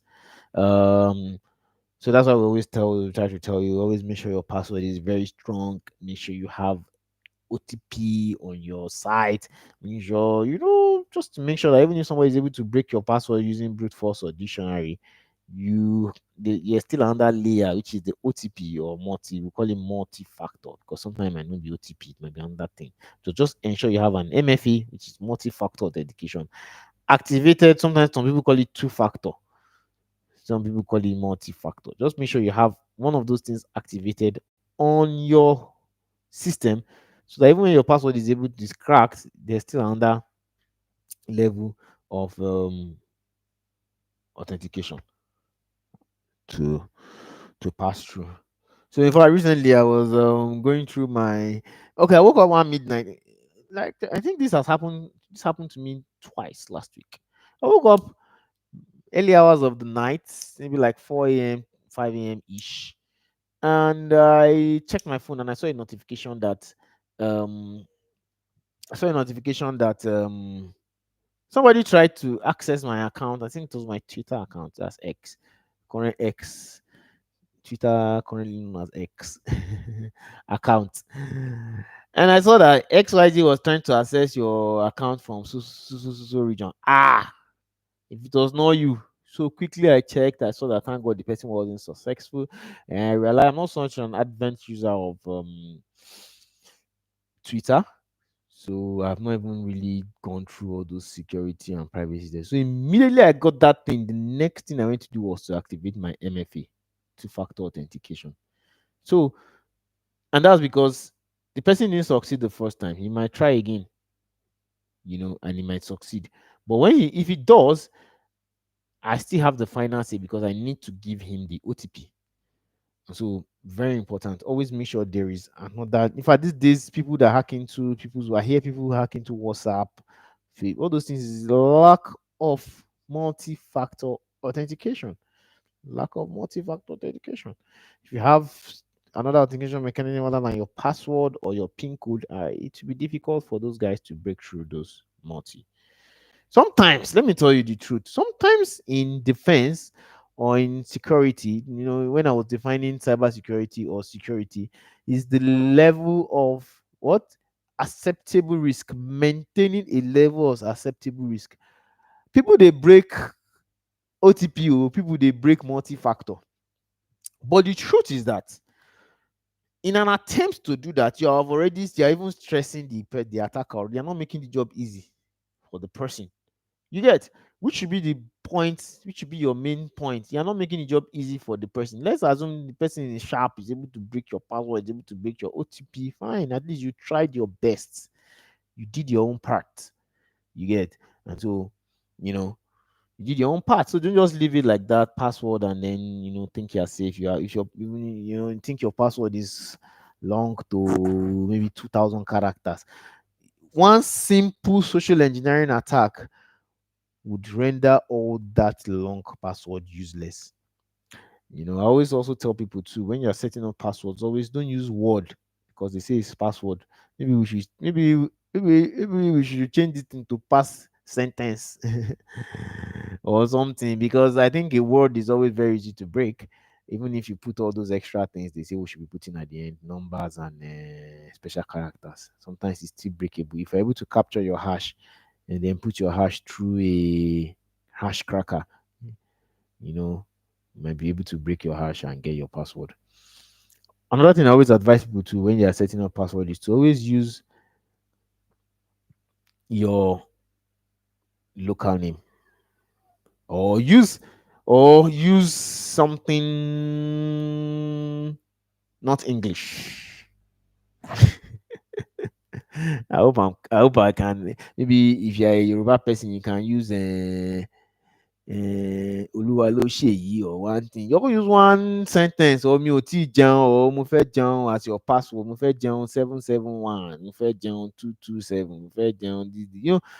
or something Igbo you can use, or you can even use Wazobia, Kinikon, something. Anything. Just don't use an English word. These days, that's the advice I give people. And don't use word, use a sentence.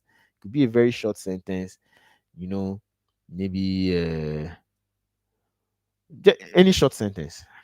Just I'm sure you get the point. So, yep, that was a little bit of digressing, but I hope it was important. So, maintaining of access in physical hack, I mean ethical hacking. After we have been able to gain access, what next? We want to be able to maintain that access. I want to use one analogy, but well, okay, yeah. Let me still use the analogy. It's just like when you're dating, when you start dating newly, when you're dating a new maybe babe or guy, um, let's call it the exploitation phase. You're trying to gain access. Now you have gained access. Okay, let's even start like this. The four of us scan the person, you know the person, you have not been able to do your toasting. Now you have gained access. You guys are now dating. How do you maintain that dating? Because you don't want to now every day you come back to your girl and you have to start again from you have to now start scanning her to know whether so you should be able to just come and say, oh, I don't did there, then you maintain that access, which is the same thing, which is almost the same thing here. After you have gained the initial access, the next thing is to establish persistence within that system so that whenever you come, don't start introducing yourself again, you already have access. So you maintain control even if the initial access to that point is discovered and is closed. You know, you maintain control. I wanted to give further analogy, but I will stop there. So the hacker may so one of the reasons is so that you can maintain future access for exploitation. How do we do this as hackers? Is we install backdoors, placing backdoor tools or malware, so that anytime we can always have a remote access. So just like that analogy I gave of that boyfriend and girlfriend, you will not after maybe toasting the babe, you've gained then you've collected her phone number, which is let me say exploitation. You now collect her number, you now delete it. So every day you want to reach out to her, you have to call her again to say, please send me your number or something, or tell her friend to send the number every time you want to call her. No, you should have a number, save it in your phone, which is the same thing. Install that backdoor so that anytime you want to have access, you can always have access into that thing. You don't need to start going through all this our boring phase one, phase two, phase three of the hacking process. One other way to maintain access is to have a privilege escalation. And what that means is that probably when you hacked into the environment, you hacked in as a um, regular user. So what you're supposed to do after doing that is to elevate your privilege from being a regular user to an admin. When you're an administrator on that system, there's nothing you can do. You can change password, you can delete other users, you can do, which is one of the major things hackers always want to do, is to make sure we gain admin privilege. So, so that we gain higher access and control. Somebody, if you work in a corporate environment, you agree with me when I say your IT guys have more access to some of those folders than even, you know, have more access to a whole lot of things in the organization. That's because they are administrators. They are admins. They have an admin account that can access that can override normal user accounts. With that admin account, I can use this to install malwares because I now have admin privilege. I can install malwares. I can create hidden accounts that won't even reflect in your Active Directory. I can create tokens. I can create tickets to assist me for easy entry next time I'm trying to hack into your system. So one other phase here is also covering tracks, covering our tracks. After hacking, after all these things, you need to cover your tracks. You need to cover your tracks. So you have to erase all the traces so that you will avoid detection. Maybe by some administrator or security tools. We have security tools like CSEAN, SIEM is spelled CIEM, Security Information Event Manager, Management, whatever. So what it does is that it has a log. Almost everything that goes through your environment passes through that log, and it's logged. So what you now do at the end of the day is that you now go back, look through the log, see someone that's like we said, someone that has created maybe an additional account, someone that wasn't a an admin has elevated privilege, is now an admin, someone that someone that didn't have access to finance folder, you can see that the person was accessed that folder at XYZ time. Someone that doesn't log in from UK, you can see a UK IP. Those are already telltale signs that somebody was in your environment. So you as an ethical hacker, what you're supposed to do is to maintain your stealth. And how do you do that? You either delete your logs, so you can remove the logs, or you modify some of the system logs to hide your evidence of unauthorized access. One other thing you can do is to use some anti-forensic tools, which are specifically designed to obfuscate or alter some of those digital evidences. So it could change the time of attack, it can change the name of attack, plenty of things like that. We have all those kind of tools in our arsenal as ethical hackers, which you should also use, especially when you're which you should also use to cover your tracks when you're hacking. So one of the very, very, very important phases of our ethical hacking also, I think maybe the first and last phase are very important. I never thought of it that way. But one other very important part of it, especially when you're doing it ethical, mark my words, when you're doing it ethically, you have to report your findings.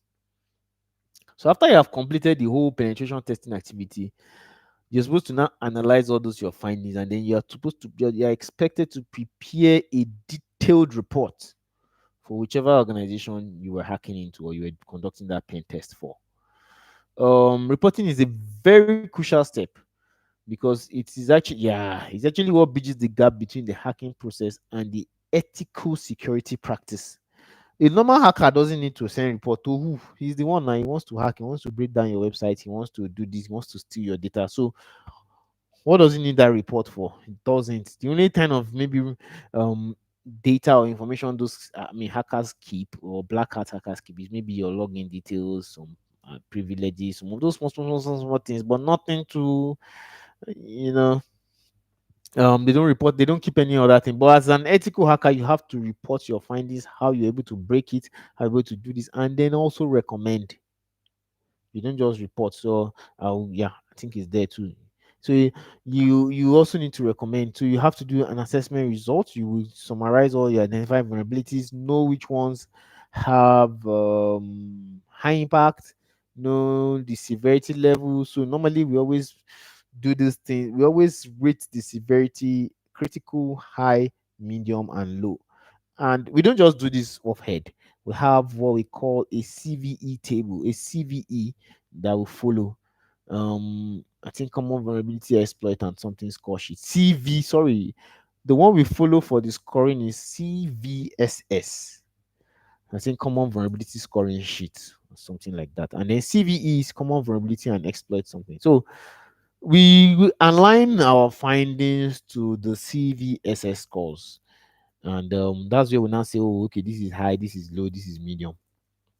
Although sometimes when we see that, for instance, even a low vulnerability has a very high likelihood of impact to to this, sometimes even a low vulnerability could be escalated into a high something. So sometimes in that case we emphasize that our client remediates that kind of vulnerability ASAP. You get. So a good report must also contain recommendations. So you don't just say, oh, you guys have SQL injection here, you have cross-site scripting here, you have this there, and then you are not recommending how we can fix it. You must give us recommendations on how we can fix it. This is also part of your job. So next thing is executive summary, high level overview of the security assessment findings for non-stakeholders. So most times, it's a two-way thing. Sometimes if we're dealing strictly with only the technical audience, we just prepare a normal VAPT report and share with them. But sometimes some stakeholders or some executives want to want to have a view of what they are spending their money on. They want to see you report it yourself as the vendor.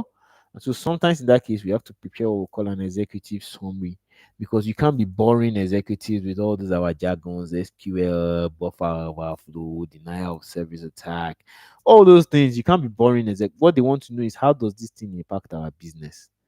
What is the finding? I mean, what is the next step to do? So an executive summary, that's why it's called a summary. You summarize all those things and then just present it to them. Yes, almost getting to the close of today. So buckle up. I might be a little bit faster because we did start on time. So I want us to finish on time. I want us to finish on time. So yes, next. Um Hacking law and ethics. Of course. Um so this session we're going to delve into and explore some legal frameworks, ethical considerations, and then maybe some gray areas that define this our dynamic ethical hacking field. So some of the things that is about, ethical hacking field. So the ethical hacking practice often crosses complex legal and ethical territories. So sometimes it crosses that complexity. Some people are saying, this move, is it okay? Can I just check these websites for open ports? Is it a crime? Is it this? So there's always this thin line between what you're doing being legal or ethical, or not. The main thing is that ethical hacking is about respecting the rules and also people's privacy. People's privacy. So in ethical hacking, um, a hacker is legally permitted to exploit the security networks. Not every act of hacking rises to the level of a crime, and that's because of the varying degrees of hacking and its increasing prevalence in our modern society. So it is important to understand that hacking. It is understand. It's important to know or to understand when this our hacking thing turn to crime. When does it become a criminal activity? You get, when does it become a criminal activity? And that's why it is very crucial for you to know the cyber laws that apply to your region. So, for instance, we have the CFAA, that's the Computer Fraud and Abuse Act. We also have, that's for the US, Computer Fraud and Abuse Act, CFAA. In Nigeria, I don't know, maybe NDPR or something. Then we have in the US, we have in the UK, we have what they call the SCA, or sometimes they call it SC Act. That's the Stored Communication Act. That's for the UK. And so there are several ones like that, different countries. So depending on where you're hacking from, depending on your country, depending on all those things, it determines which of these acts, or which of these laws apply to your hacking activity. You get. So consent. An ethical hacker must have the appropriate consent or authorization to hack into a system.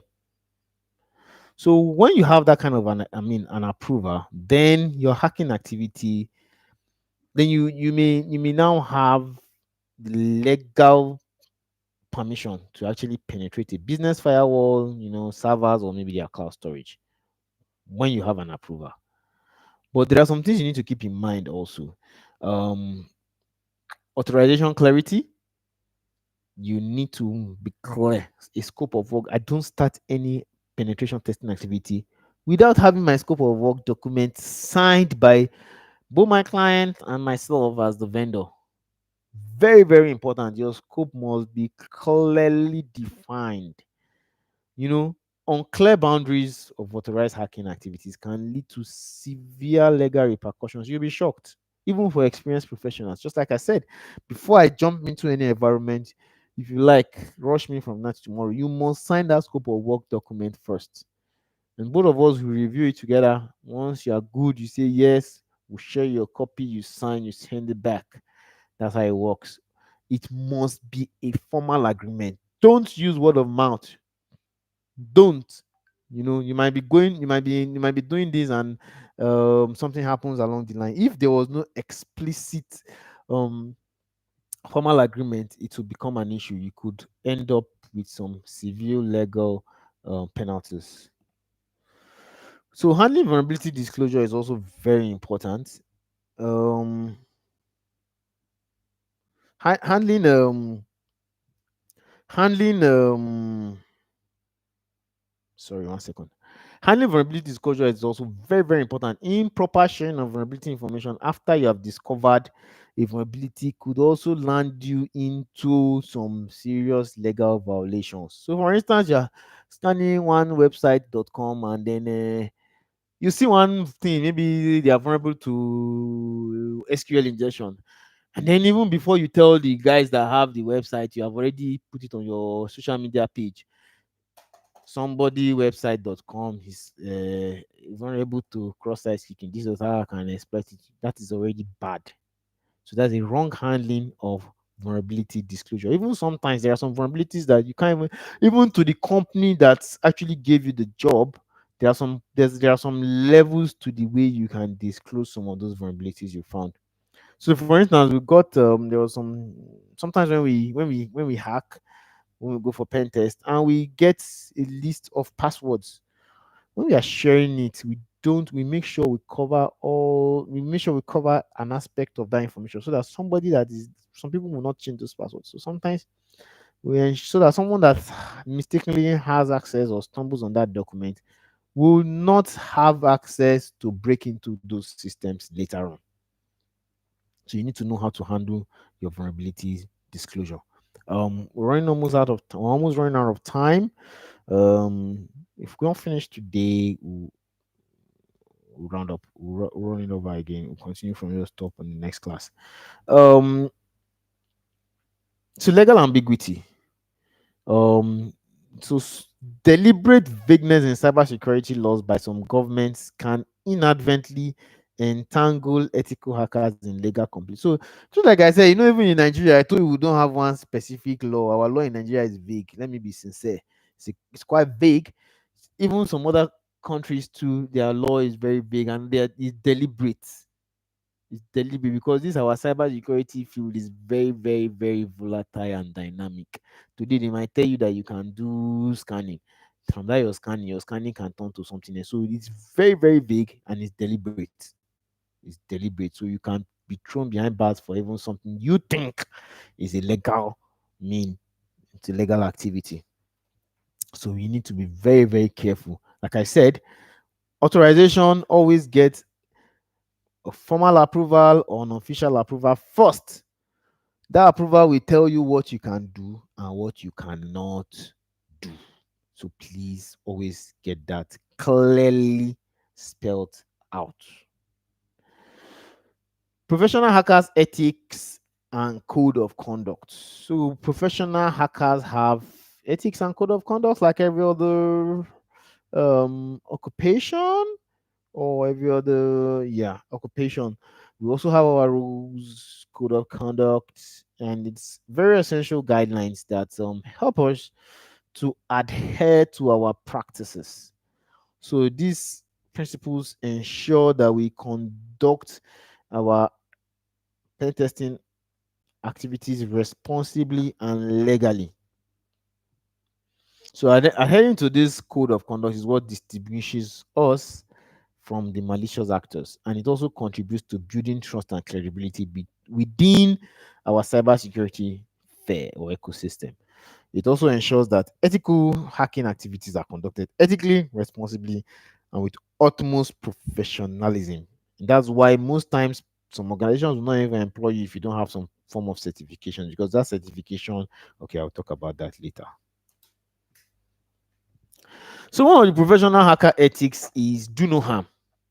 Trust me, do no harm even if you're a hacker. So we always prioritize preventing harms to systems, data, individuals during our activities, because our aim is to improve security and not to cause more damage.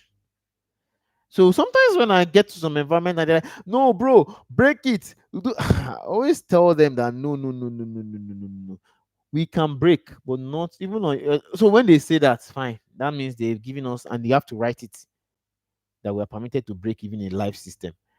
So the only time we can really break and do and undo is when we are given a test environment. You can break it, you can do it because it's a test environment. But for live environment, you need to conduct your activity in a way that it causes no harm. Yeah, in a way that it causes no harm. Do no harm, bro. Respect people's privacy. You know, handle sensitive information with confidentiality. And if I tell you the kind of information I have or sensitive information that I've been privileged to see, but I can't spread it anywhere. I can't say it anywhere. I can't, you know, things like that. So, informed consent is another professional ethics that we must always follow. We must obtain explicit permissions from our system owners or stakeholders before conducting any form of assessment or pen testing. The only time this is an exception is when you are conducting a bug bounty.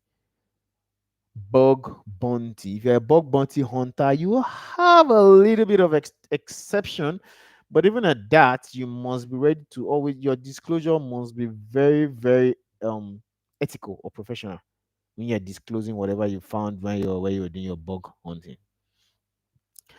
So another thing is disclosure of found findings. I think I mentioned that previously. The way you disclose your vulnerabilities is very, very vital. You should disclose it with a whole lot of professional conduct. We must disclose it properly, appropriate to stakeholders, promptly and securely. So if you remember when I told you that when we are sharing sensitive data, we always obfuscate some part of it so that somebody else that has access to that, or sometimes we even encrypt it so that somebody else that has access to that document will not be able to use it I mean unethically. So disclosure of your findings should be very, very, very secure and prompt also. So when you see, so sometimes there's when we're doing a scope of work document, we have a timeline. Quite all right. So sometimes we tell you, oh, this test will take us 3 weeks, 2 weeks, this, that. But in the process of conducting that test, if you find something that cannot wait, you have to. If you find something that is extremely critical and cannot wait, you have to disclose that time. That you have to disclose that finding promptly. Promptly. So there was a time we're running a test on a financial platform, not in Nigeria actually, a financial platform, and as we're running it, something broke. To be sincere, something broke, and we couldn't wait. We immediately had to inform the team that we're running this kind of test and we noticed XYZ. And that was when they told us that they just did an upgrade, and which is actually supposed to be not part of when we were conducting tests. You always tell them to hold on upgrade and all that so that you know our test comes out accurate and several reasons. But I think in the process they did an upgrade and it broke the system. They didn't even know that an aspect of the application was broken until we were conducting our test. And to immediately realize that some of those features or functions had broken, we immediately, in a timely manner, had to tell them so that there could be timely mitigation. There could be timely mitigation. So very, very important. Very, very important. Your disclosure of findings must be professional and also follow ethics. Continuous learning is also one of our professional ethics as a hacker. You always need to engage in continuous learning to stay updated. Updated. Security field is evolving every damn day. You need to be on par with security trends techniques, and also even the legal requirements of you have to be updated. So, for instance, the CFAA law might change. There might be a part of it that has been modified. You might not know. You now go and then bridge that part of it. So we need to continue learning, keep up to date, follow pages on social media, LinkedIn, anywhere, Medium, Reddit, several sites like that. Um, Quora is one of my favorite also. Um, Always keep yourself updated with current security trends so that you're on the latest. Ooh, we're coming to the end. Sorry, this will be the last slide. I was supposed to give you a bonus section today, but time is not on our side. So maybe next time we'll do the bonus section. So, professional hacker conduct, code of conduct, legal compliance, transparency, non-disclosure, conflict of interest, and then responsible reporting. That this thing is almost reflecting almost everywhere. Disclosure of findings, you know, very, very important. The way you disclose those things is very, very important. So, code of conduct, legal compliance, ethical hackers strictly have to adhere to all applicable laws and regulations governing cybersecurity and hacking activities. So, you have to follow those laws. Like I said, if you're doing PCI DSS, you follow your PCI DSS laws. If you're doing something in that line, you follow whatever law binds or guides your industry or the industry the industry you are testing. You have to know the laws and also the law governing your geographic region also. Yep. You also have to consider those laws too. Transparency. As an ethical hacker, you have to maintain transparency in all the action. You clearly communicate your intentions and your activities to your stakeholders. You have to. You have to be very transparent. There's nothing like saying, I don't no be me, oh, the thing just happened. If it was you, you have to own up and you know take the heat, be transparent. If it's an executive that's if it's an executive that is falling short of some security controls, you need to call it out. You have to be transparent. No, that's why sometimes people always prefer when an external person comes to conduct this pen test because you are coming from a non-biased point of view.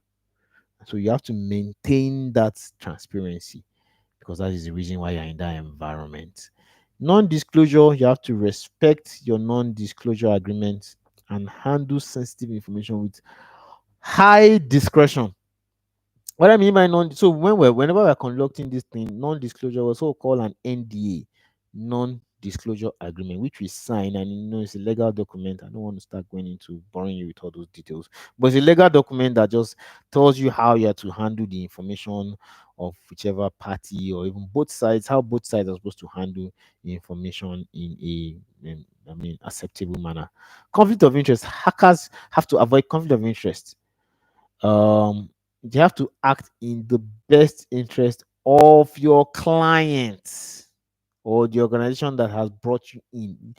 That is the best interest, not your friends, not the IT person there. If the IT person there is the one falling short, just like I said in transparency too, you have to call out the shots.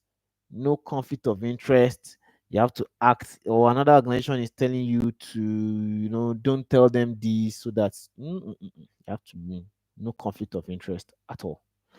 Also have to do responsible reporting. You have to provide clear and detailed report of your findings, and also you have to include actionable recommendations to improve security, overall security of whichever platform you are pen testing. We are at the end of what we have planned for today. We're supposed to go through some common terminologies in cybersecurity. Let me see: authentication, botnet, domains, blatter breach. Maybe next class I'll try to see if I can quickly speed up and deliver this before we jump in. But I also advise, if you have access to the internet, you can do this on your own also. You can do this on your own. So I'll just do a quick module recap. I'll do a quick module recap of what we have done today. So Today, we're able to talk about the history of the internet, what is security, what is cybersecurity, features of cybersecurity, the CIA triad. That's what features of cybersecurity. That's the CIA triad: confidentiality. We broke down confidentiality, integrity, availability. We broke it down. Then we also talked about the need for cybersecurity. We talked about how it's very important, especially with the evolving trends and the large hacker landscape. I mean, cybersecurity landscape or threat landscape. We also talked about what is hacking. We said it's about breaking into systems, Then we also talked about who is a hacker and then the types of hackers, where we talked about the black, white, gray, script kiddie hackers, hacktivist also. Then we also talked about the motive of the black hat guy and then the consequences of his hacking, money gain, and then the consequence could be legal, consequence. It could be jailed, it could be fined.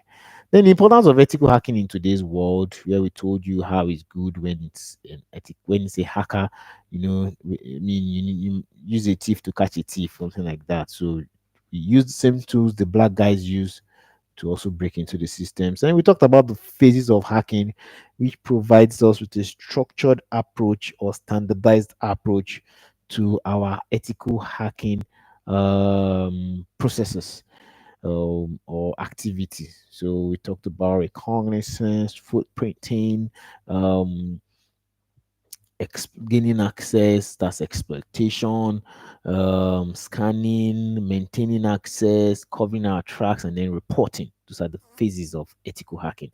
Then the legalities of ethical hacking. We also talked about things that could put you into trouble when you hack, and then things that will make you not to fall into trouble too.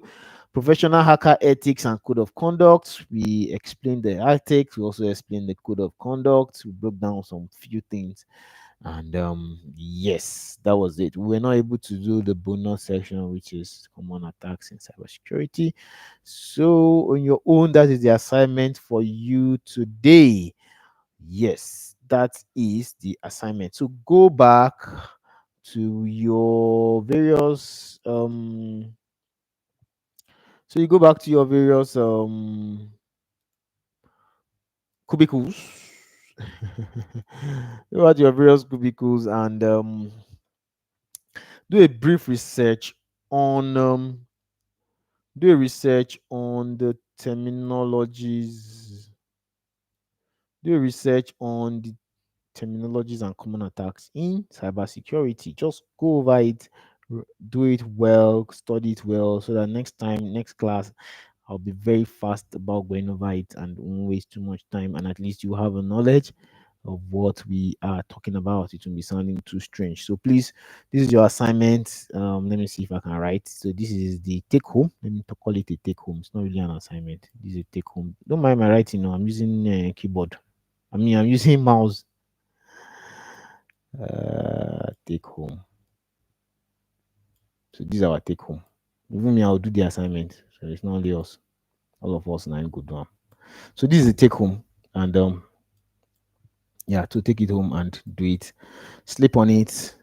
We'll catch up again in the next class. Thank you very much. Have a blessed day.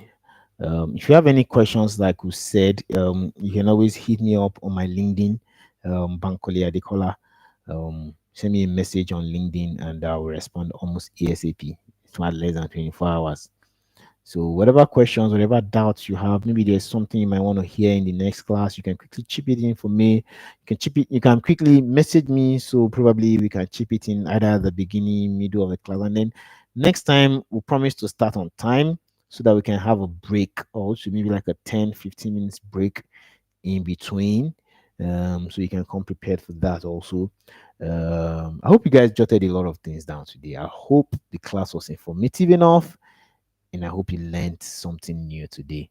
Thank you very much from the Halogen team. Thank you very much from the CSEAN team, the Cybersecurity Experts Association of Nigeria. We're sending our thanks to you. We're sending our thanks to you also from Halogen. Thank you for joining. Keep up, share the link, um, extend the invitation to people, to your ecosystem also. It's also good. Let's build a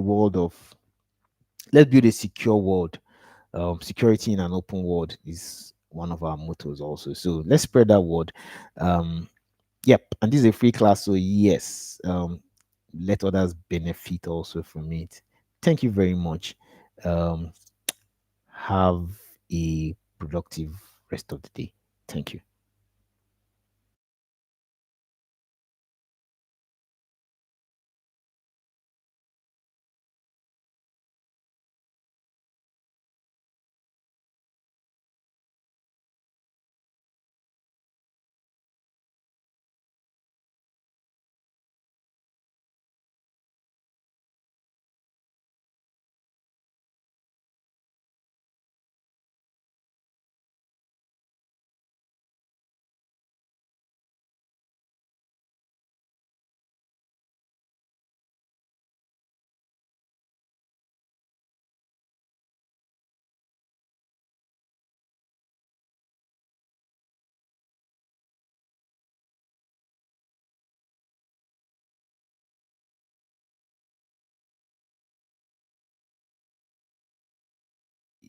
Oh, sorry, I was talking. I didn't know the mic was muted. So I'll say what I was saying again.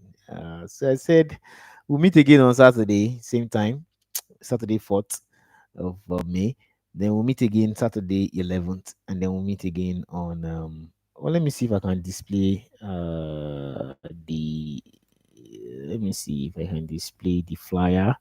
Maybe you can take a screenshot if you want, so that you don't miss out. Always check your mails too. Apologies today. We had some funny glitches, and you didn't get the that's why you didn't get the link on time. But that won't happen again. Promise. Um, yep. So let me just share you the um let me share you the outline so you can take a screenshot and from there attend. Invite others to attend. So there's an assessment at the end of the class, which is on the 18th, the last day of the class. Um, I think a certification comes after that.